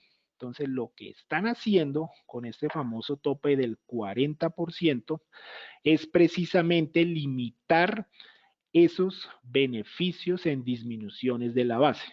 Entonces, nuevamente, lo que dice la norma es, por un lado yo tengo la primera parte de la base son los ingresos menos los ingresos no constitutivos de renta, que es lo he bautizado acá como A y como B. Entonces, yo tomo el valor de A, le resto el valor de B y calculo un 40%. Y luego tengo las otras disminuciones, que son las rentas exentas, las deducciones y el factor exento. Lo que está diciendo acá la norma es que la sumatoria de esas rentas exentas, esas deducciones y ese factor exento no puede ser superior al 40% de la primera parte de la base, que es restar de los ingresos no constitutivos de renta. O sea, de otra forma, están limitando cuánto puedo yo disminuir. Digamos que dándole en un ejemplo, supongamos que yo tengo en la primera parte mis ingresos, le quité mis aportes obligatorios de pensión y aporte voluntario al obligatorio, que serían los ingresos no constitutivos de renta. Digamos que al tomar los ingresos y restarle esos ingresos no constitutivos, eso me dio un valor de 10 millones de pesos, por decir alguna cosa. Y luego tengo una serie de disminuciones. Luego tengo mis rentas exentas, mis deducciones y mi factor exento. Yo debo calcular el 40% de esa primera parte de la base. Entonces, mis ingresos fueron 11 millones y cuando le resté los ingresos no constitutivos, eso me dio 1 millón. Entonces, voy en 10 millones. Yo le calculo el 40% que me va a dar 4 millones. 4 millones es el tope máximo que yo tengo para aplicar el resto de los beneficios. Entonces, supongamos que entre rentas exentas, que son aportes voluntarios al voluntario y AFC, entre las deducciones de medicina prepagada, vivienda, dependientes, y sumando mi factor exento del 25%, supongamos que eso me diera 6 millones. Si no existiera ese tope, yo diría 10 millones menos 6 millones me da 4 millones, la base final. Pero resulta que ellos me dicen, no, usted no se puede pasar del 40% de esa primera parte de la base. Entonces tengo ingresos 11 millones menos los ingresos no constitutivos 1 millón, tengo 10 millones. Pero por otra parte, de los 6 millones que tengo para restar, la norma me dice que solamente puedo restar 4 millones, que es el 40%. Entonces, el efecto práctico de este último tope del 40 es eso, es limitar. O sea, esto castiga, dicho de otra forma, castiga es a quien quiere hacer uso de todos los beneficios, porque lo va precisamente a dejar limitado contra ese 40%. Y finalmente, y finalmente, esa deducción del 40% que se hace cada uno de los meses de la nómina tiene un tope máximo de 5.040 VTs anuales.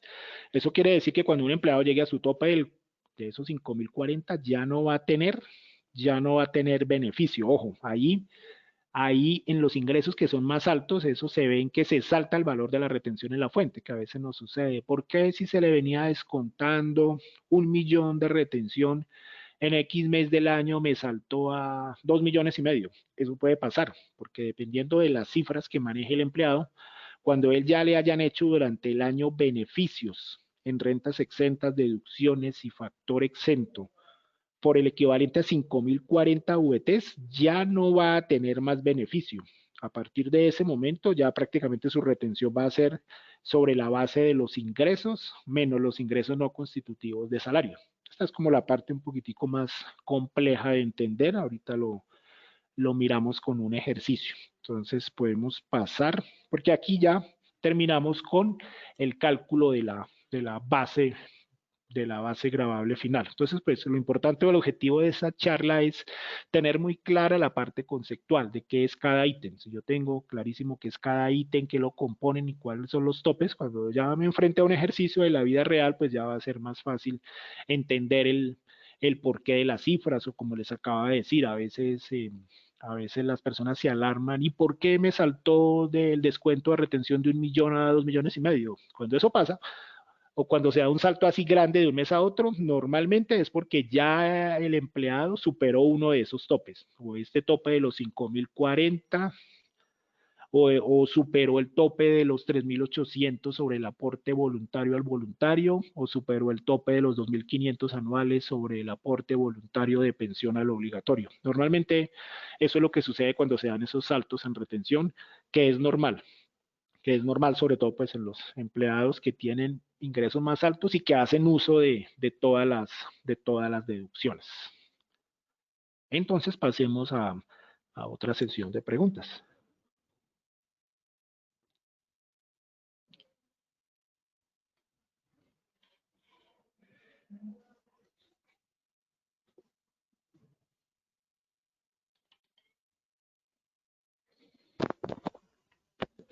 Voy a arrancar. Es que este era del anterior, pero son las 9. Vamos bien, estamos. Entonces, es como acá. ¿Cómo esta parte de acá? De como de acá, ¿no? Sí, tenemos a más arriba.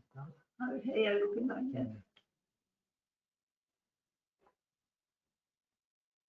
¿Más arriba o más?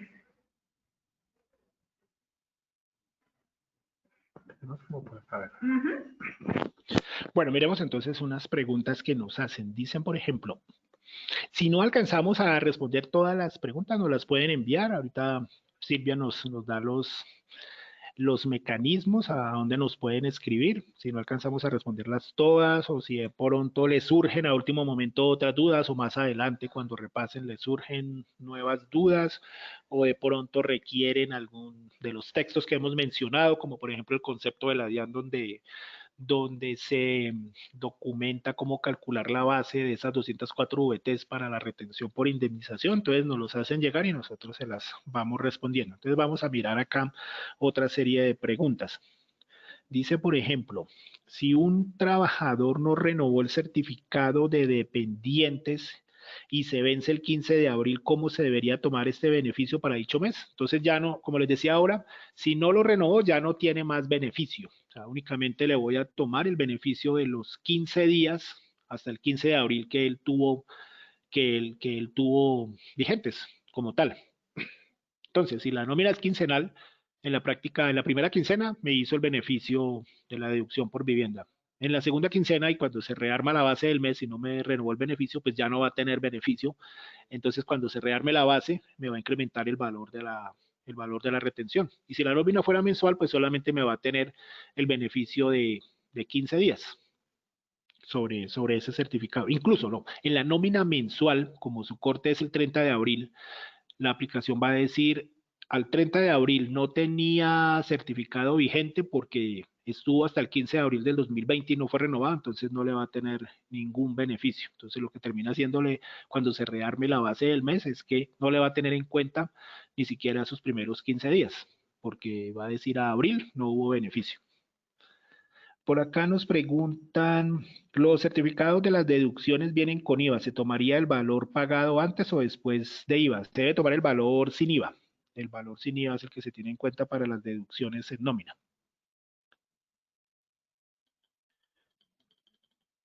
Para el tema de medicina prepagada, ¿se pueden incluir los planes complementarios de EPS que están de moda y hoy en día? Sí, la norma habla de medicina prepagada o arma de contratos de salud, explícitamente dice eso. Medicina prepagada o contratos para temas de salud para ser disminuidos como parte de la deducción por medicina prepagada. ¿El valor de la AFC se puede cambiar cada mes si el empleado lo solicita o es un valor igual siempre? No, porque recordemos que la AFC es un ahorro que el empleado hace en un banco. Entonces, si él lo va cambiando, pues es válido. Él viene y me dice, a partir de este mes estoy ahorrando tanto. Ahí no hay restricción. Lo que el empleado me certifique es lo que se va a tener en cuenta para disminución como renta exenta del tema de la AFC. La limitación de las 420 mensual hace una retención uniforme. Entonces recordemos lo siguiente.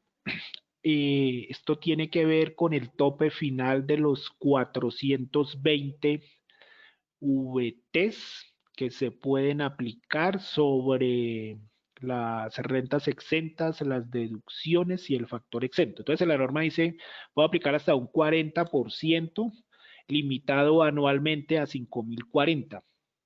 En una de las normas anteriores de hace como 2 años, en algún momento se dijo tope anual de 5.040, es decir, 420. O sea, daban a entender que yo tenía que llevarlo a un tope mensual de los 420, pero la norma general permite 5.040. Lo importante es que no se pague de las 5.040, que no se pase ese beneficio de las deducciones de las 5.040 VTs anuales.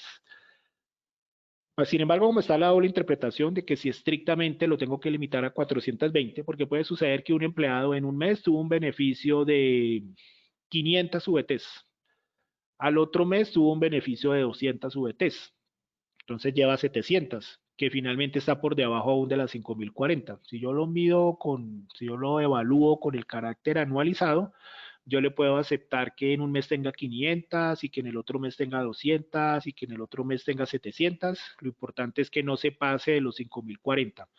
O si lo quiero medir con que sean 420 para hacerlo uniforme, pues digamos que también lo podría hacer. Lo que pasa es que ahí estaría castigando al empleado en el sentido que le tendría en cuenta menos deducción en ese mes. Me explico. En un mes tiene deducciones por 500 VTs, pero si yo cojo los 5.040 anuales y los divido entre 12 me va a dar 420. Si le aplico estrictamente 420 en ese mes, lo estoy castigando, aunque él tendría aún derecho a hacerlo anualizado, pero por lo menos en la aplicación nuestra, como es un tema allí interpretativo, lo dejamos a que se pueda hacer de las dos formas, o lo controlo anualizado o lo controlo mes a mes. Pero como siempre, pues tengamos presente que en la declaración de renta que haga el empleado, la declaración de renta va a ser anual. Entonces, si lo hacemos con criterio anualizado, pues estamos más cerca de lo que va a ser la declaración de renta, pensando en que no se le generen esos sobresaltos que les explicaba hace un rato de cuando las retenciones dan por debajo de lo que me da la declaración de renta, el empleado tiene que pagar un excedente. Eso con respecto a la pregunta de los 420 VTs. Otra pregunta dice, ¿qué tabla se utiliza para el recálculo procesado en diciembre y qué aplica para el primer semestre de 2020? ¿Se debe utilizar la tabla de 2019 o la nueva tabla del 2020?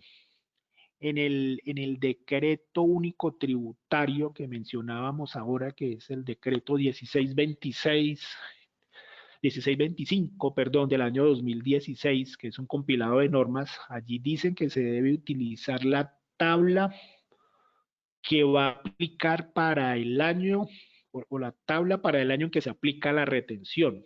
Entonces, aunque el recálculo del primer semestre del año 2020, según la norma, se debió generar en los últimos días de diciembre, según ese decreto debe usarse la nueva tabla, la tabla del año 2020, que es donde se va a aplicar la retención en la fuente.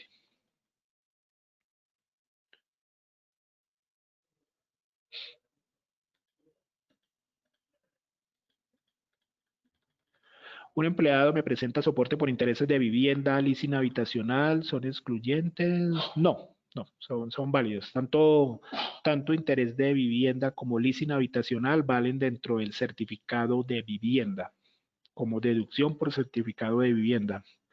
Si el empleado no renueva el certificado de dependientes o los otros dos, el aplicativo Querix 7 actualiza o tiene este cálculo o proceso de forma automática.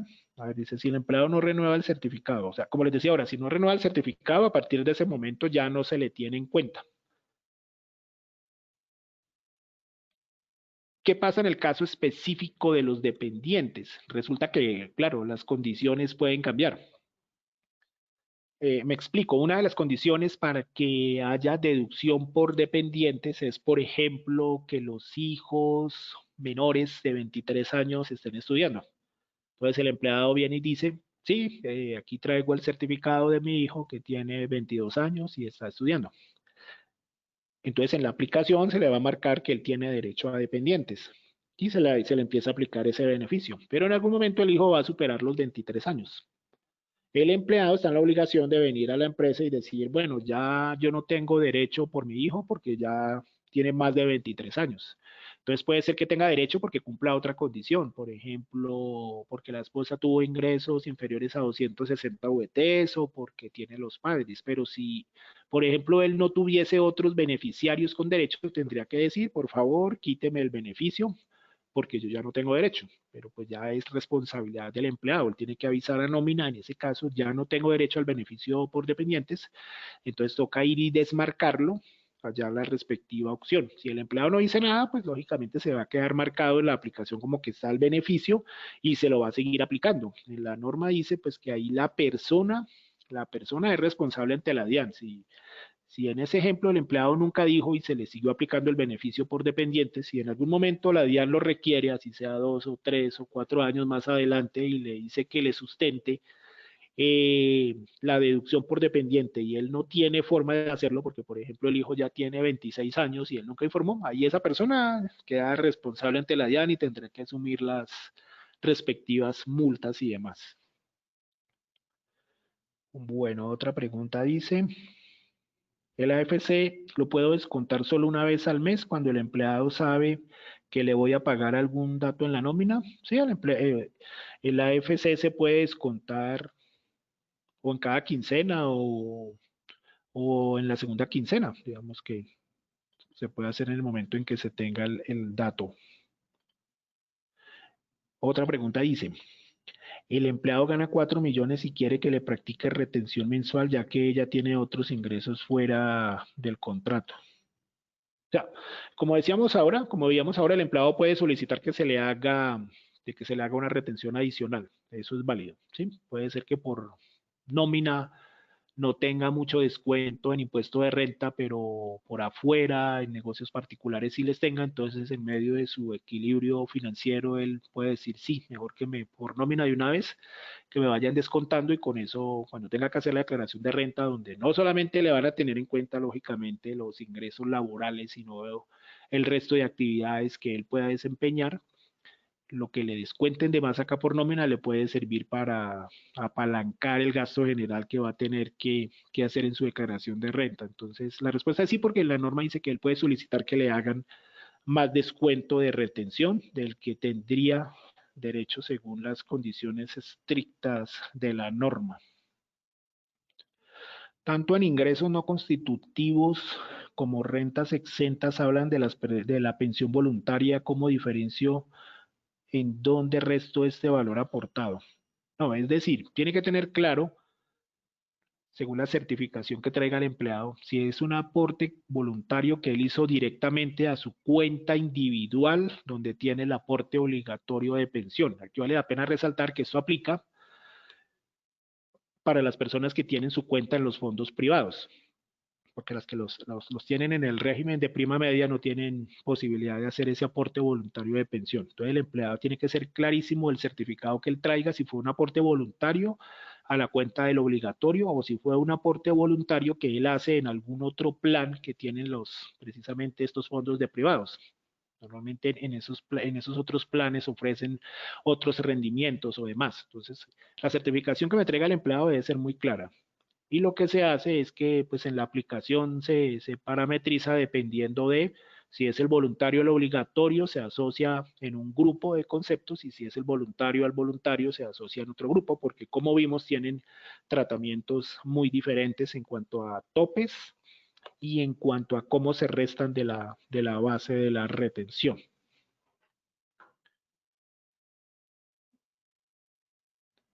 Bueno. ¿Cuál es el tope que puede ahorrar por AFC un empleado? O sea, como primera medida, el AFC es un ahorro que él hace para obtener vivienda. O sea, él puede hacer el ahorro que él desee. Para efectos de retención en la fuente, él va a tener un beneficio, recordemos que es del 30% sobre el valor de los ingresos, pero sumando no solo el AFC, sino el aporte voluntario de pensión. La suma del aporte voluntario de pensión y la suma del AFC que tenga un empleado no puede superar el 30% de los ingresos para efecto de la disminución de la base de retención. Lo que esté por encima de esa cifra, pues simplemente no se le disminuye de la base. Si un trabajador presenta un certificado hipotecario que sea de 2 meses de pago de intereses, el beneficio igual se tomará por un año. Sí, se toma por un año, pero el valor va a ser el correspondiente a esos 2 meses. O me explico, es un valor promedio mensual. Entonces, si él me trae el de un año, yo cojo los 12 meses y lo divido entre 12. Si él me trae entre el de 2 meses, pues cojo y hago la proporción a las unidades y eso es lo que le voy a tener en cuenta en el siguiente año. O sea, está vigente todo el año, pero el castigo es la cifra, porque no es lo mismo que sea por 12 meses a que sea por 2 meses. O sea, hago la proporción a unidades, dicho de otra forma. Contrato laboral, ¿qué dice acá? Si un trabajador presenta certificado hipotecario, bueno, esta es la misma pregunta. La tabla que se debe tomar es la del 2019, puesto que el recálculo se realiza en diciembre y no había sido modificada la nueva tabla. Ah, bueno, aquí nos están haciendo un comentario. Entonces, sí, digamos que qué sucede cuando hay un cambio de tabla? Que fue lo que pasó precisamente entre diciembre del 2018 y entre diciembre del 2019 y enero del 2020, donde, como vimos al comienzo de la presentación, cambió la tabla de retención. Entonces yo estoy ubicado por allá en los últimos días del mes de diciembre. Entonces la pregunta dice, ¿qué tabla debo utilizar? ¿La del 2019 o la del 2020? Entonces, como les decía, la norma estrictamente dice que debo utilizar la tabla que va a ser vigente en el año y que voy a aplicar la retención. Entonces, si estoy ubicado en el 30 de diciembre y ese día estoy haciendo el recálculo, va a suceder lo siguiente. La norma dice estrictamente que debo usar la nueva tabla.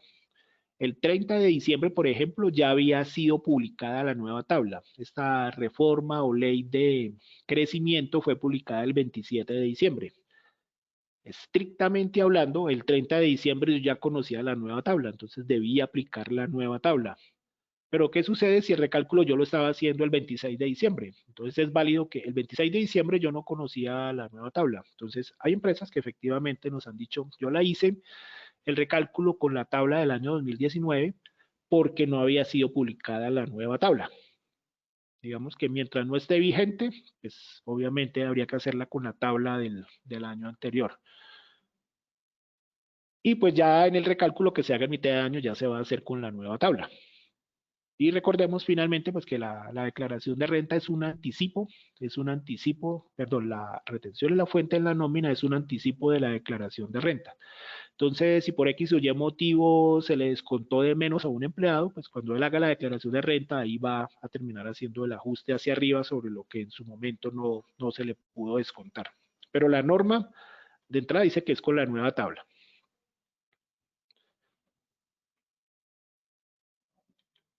Vamos a mirar ya las últimas preguntas.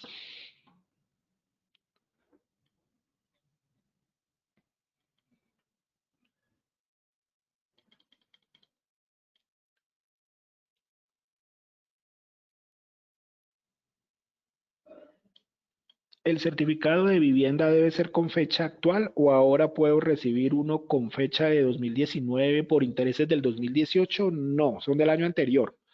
Entonces, los certificados, tanto de vivienda como de medicina prepagada, que se deban renovar a partir del 16 de abril de 2020, tienen que ser de valores correspondientes a pagos hechos en 2019. No es válido que me traigan pagos de años anteriores. Dice la norma que es con base en el año anterior. Y ahí terminamos por el momento las preguntas que nos han formulado. Para finalizar, vamos a hacer un ejercicio. Básicamente es un Excel que les voy a mostrar cómo funciona. Este se lo hacemos llegar, donde uno puede pues, empezar a jugar con las cifras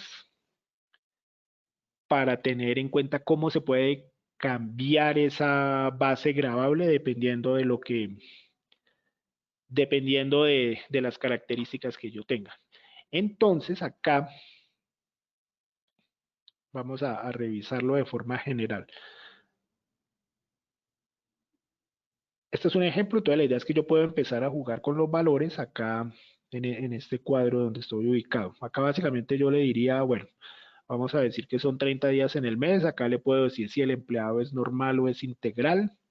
Acá yo juego con cuáles fueron los ingresos que tuvo el empleado en el mes. Los ingresos, en esta parte de ingresos, son los ingresos que suman directo a la base, como el sueldo, las horas extras, las comisiones, los recargos, las vacaciones, las primas y demás.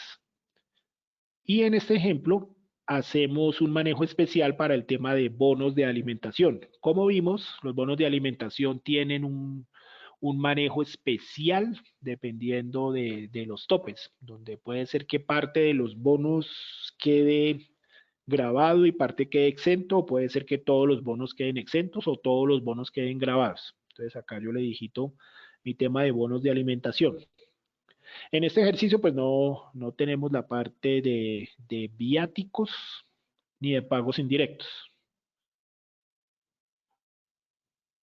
Acá calculo mis aportes de salud, mis aportes de pensión, de fondo de solidaridad. Acá puedo decir si el empleado tiene aportes voluntarios de AFC o voluntario al voluntario, o si tiene aportes voluntarios a la cuenta del obligatorio.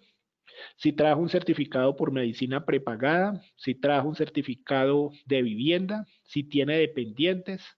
Y aquí estamos diciendo que tiene método de retención. Acá yo le puedo decir, ¿está el método 1 o está el método 2? Si está el método 1, pues no me va a importar acá el porcentaje. Entonces la idea es ver acá cuál es el comportamiento del cálculo de esa base dependiendo de esas cifras.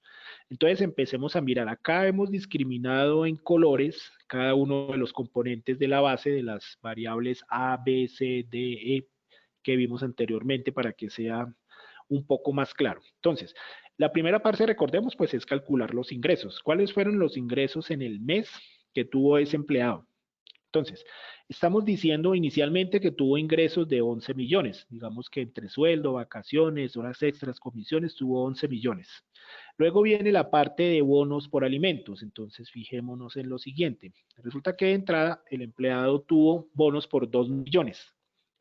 Pero solamente de esos 2 millones le voy a tener en cuenta 540,000. ¿Eso por qué sucede? Por el criterio de los topes, donde dijimos que si el empleado devenga menos de 310 VTs, él va a tener 41 VTs que son exentos. Entonces, los primeros 41 VTs son exentos, o sea, es decir, el valor de 1.460.000. Cuando son 41 VTs, cuando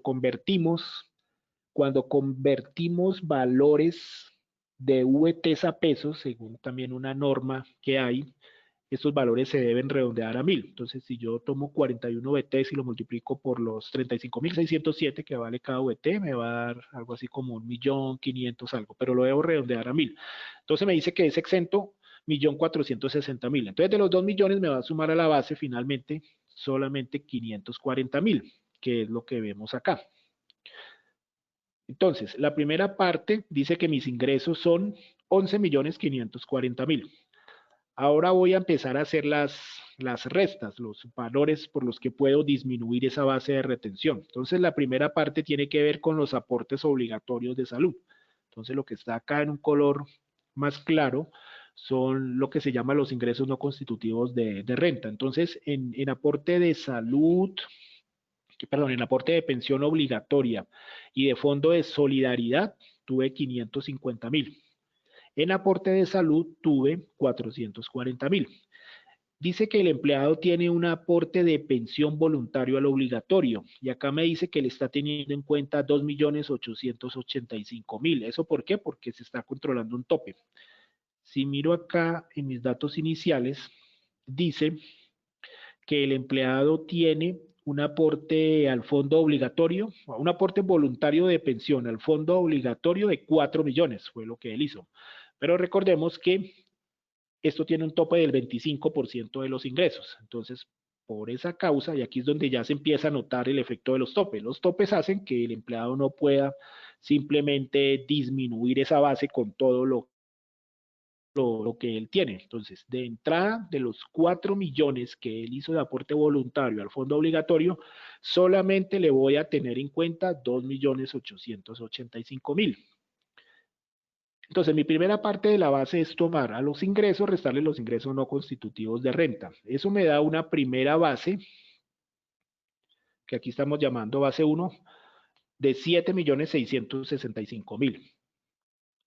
Entonces, ingresos menos ingresos no constitutivos de renta me da 7.665.000.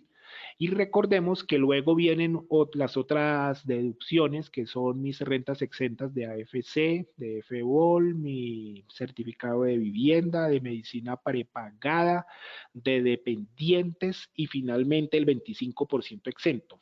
Pero recordemos que la sumatoria de esas deducciones y rentas exentas no puede superar el 40% de mi primera parte de la base, que son los ingresos menos los ingresos no constitutivos de renta, ¿sí? Que era lo que les decía, lo que se quiere es limitar todos los beneficios que un empleado podría tener. Entonces, aquí estamos calculando ese primer 40%. Entonces, nuevamente, tengo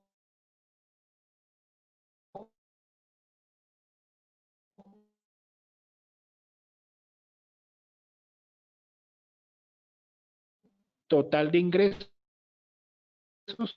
11.540.000 540.000. Le resté la primera parte, que son los aportes obligatorios en seguridad y el aporte y voy que hace 1.066.000. Es decir, que de aquí en adelante, todas las deducciones que yo quiera aplicar solamente me van a tener en cuenta 3.666.000. Entonces, miremos, por ejemplo, qué va a pasar con este ejemplo.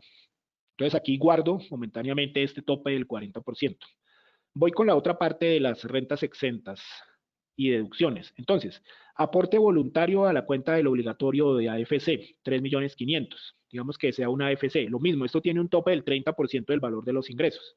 Entonces, el empleado hizo un descuento superior. Creo que eran 6 millones, pero como solamente le voy a tener en cuenta el 30%, entonces acá, de los 6 millones, solamente le tengo en cuenta 3.500.000.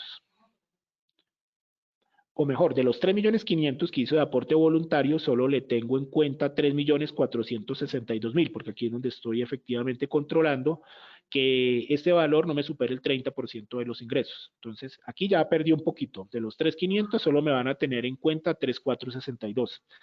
El empleado tiene un deducible por medicina prepagada en este ejemplo de 10.800.000. Entonces recordemos que el tope máximo de medicina prepagada son 16 VTs, que da como 530.000, entonces le tengo en cuenta los 100.800. Que el empleado tiene un deducible por vivienda de 600.000, se lo tengo en cuenta hasta este momento completo porque el tope son 100 VTs, que da algo así como 3.500.000. Que el empleado tuvo unos dependientes cuyo 10% de ingresos me da 1.139.000. Entonces, ¿qué va a suceder? Tengo ya una serie de deducciones y de renta exenta. Bueno, entonces, la última parte de la depuración de la base, recuerden que es quitarle un 25% a mi base anterior. Entonces yo tomo, ¿cuál es la base? Cojo los ingresos, le resto los ingresos no constitutivos de renta, le resto los aportes voluntarios y de AFC y le resto la prepagada, la vivienda, pendientes, cada una con sus topes individuales y a eso le calculo el 25%. Ese 25% recordemos que no se puede pasar de un tope mensual de 240 VTs. Entonces, ese 25% me dio 590.000. Entonces, ya tengo listos mis componentes para calcular la base final. Entonces, observen acá lo siguiente. El total de mis rentas exentas y deducciones fue de 5.892.500. Es decir, entre aporte voluntario al voluntario, aporte de AFC, entre medicina, entre vivienda, entre medicina prepagada, entre dependientes y entre el 25% de exento al que tengo derecho, finalmente me dio una cifra de 5.892.000. Pero recordemos que está el tope del 40%. Entonces, devolvámonos acá. Cuando arrancamos a calcular la base, entonces dijimos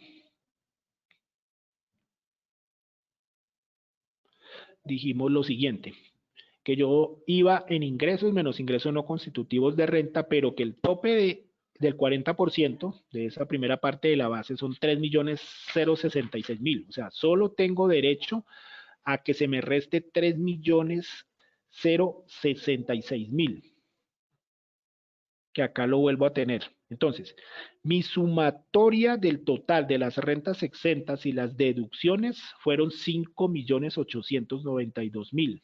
Pero de esa cifra, por efectos de ese tope del 40%, solamente se me va a tener en cuenta 3.066.000. O sea que estoy perdiendo ahí algo así como 2.800.000 algo en deducciones. Entonces, finalmente, la base depurada final va a ser: tomo los ingresos, le quito los ingresos no constitutivos de renta y en vez de restarle mi total de rentas exentas y deducciones de 5.892, le resto es el tope, porque la cifra me dio por encima del tope, le resto 3.066.000. Esto me va a dar una base gravable final de 4.599.000.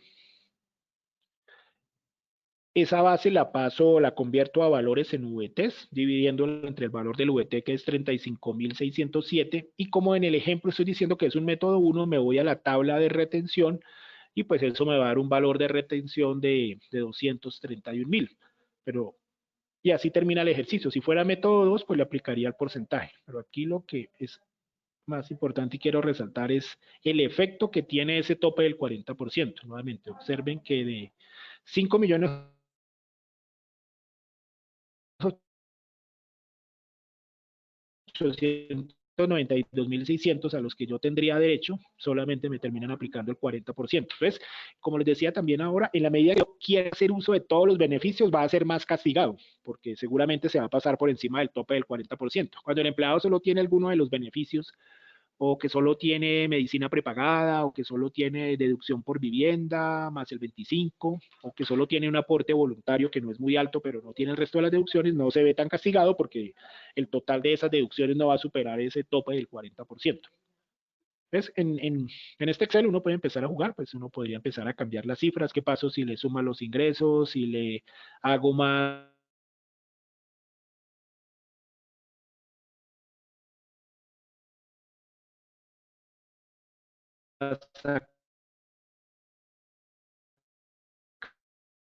por aporte voluntario, le quito el voluntario y le pongo temas de vivienda? Pues la idea con este Excel es casi cada una de las variables. Con esa parte pues ya terminamos el objetivo de la presentación del día de hoy, que era pues tener claro cuáles fueron los cambios en las últimas dos reformas, que no son muchos, a nivel de cambios no son muchos, pero sí tener claro, y sobre todo pues es muy importante hacer un repaso de todos los componentes y las diferentes condiciones que hay que tener en cuenta a la hora de armar esta base gravable. Entonces, así es como está operando hoy el tema de la retención en la fuente de la nómina. No sé si hayan algunas otras preguntas. Ya miramos, o si no, ya los dejo por ahora con Silvia y ya miramos ahorita si hay alguna otra pregunta. Muchas gracias. ¿Hay más preguntas? 1, 2, 3. Acá hay una última. Antes de cerrar, tenemos 2 últimas preguntas. Bueno, si miremos acá las últimas preguntas que nos han formulado. Acá hay una pregunta muy interesante. Al informar los aportes voluntarios de pensión o de AFC, se debe reportar a los fondos la retención contingente. ¿Esa información está disponible en el sistema Querix 7? La respuesta es sí. Para complementar, pues la retención contingente tiene que ver con el ahorro que tuvo la persona en el impuesto de renta, o en este caso en la retención en la fuente, por haber realizado un aporte voluntario de pensión o de AFC. Si yo hago un aporte de este estilo, bajo mi base de retención. Entonces, ese ahorro que tuve entre la retención original sin el aporte y la retención real que tuve con el aporte se llama la retención contingente. He dicho de otra forma, es la diferencia de las retenciones. Esa información efectivamente hay que informársela al banco, si es una AFC, o a la entidad de FBOL, y ese es un cálculo que sí la aplicación almacena y está disponible para enviarla en los informes que son solicitados.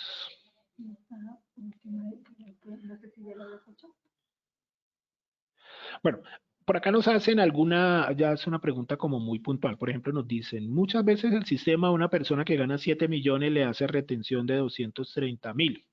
¿A qué se debe? Si está mal formulado según el ejemplo que se hace. Digamos que ahí, en esos casos que son así tan particulares, que es que con este empleado me pasó, lo que podemos hacer es que nos lo reportan y lo revisamos para ver qué está sucediendo, porque efectivamente 230.000 es muy bajito para una cifra de 7.000. Ahí lo que debe pasar es que algo que puede estar mal configurado, bueno, pero esos ejemplos así puntuales nos escriben y lo podemos revisar ya con su ejemplo real que tengan ustedes, se dan la nómina, y pues la idea es aclararles el por qué está sucediendo. Bueno, los dejo entonces con Silvia, y como les decía ahora, si surgen nuevas preguntas, pues nos las pueden reportar. Muchas gracias a todos por su participación. Hasta luego, muchas gracias. Bueno, muchísimas gracias, Balmore. Creo que respondimos todas las inquietudes, no nos quedó ninguna pendiente. En todo caso, si llega a surgir nuevas dudas, nos escriben y con mucho gusto les pasaremos posteriormente la respuesta. Les comento, el día de hoy van a recibir las memorias de esta capacitación junto con la presentación en PowerPoint y el archivo de Excel para que lo tengan en cuenta. Y tan pronto terminemos este webinar que estamos a punto de finalizar, se les va a activar inmediatamente una encuesta. Les recomiendo a todos que la diligencien. Su información es muy clave para futuros eventos, también para aquellos que estén interesados en nuestras soluciones o en hacer parte del plan de puntos que tenemos para nuestros clientes. Entonces, gracias a todos. Esperamos que hayamos cubierto todas sus expectativas y resuelto todas sus inquietudes. Nos veremos en próximas conferencias de interés para todos ustedes. Muchas gracias para todos.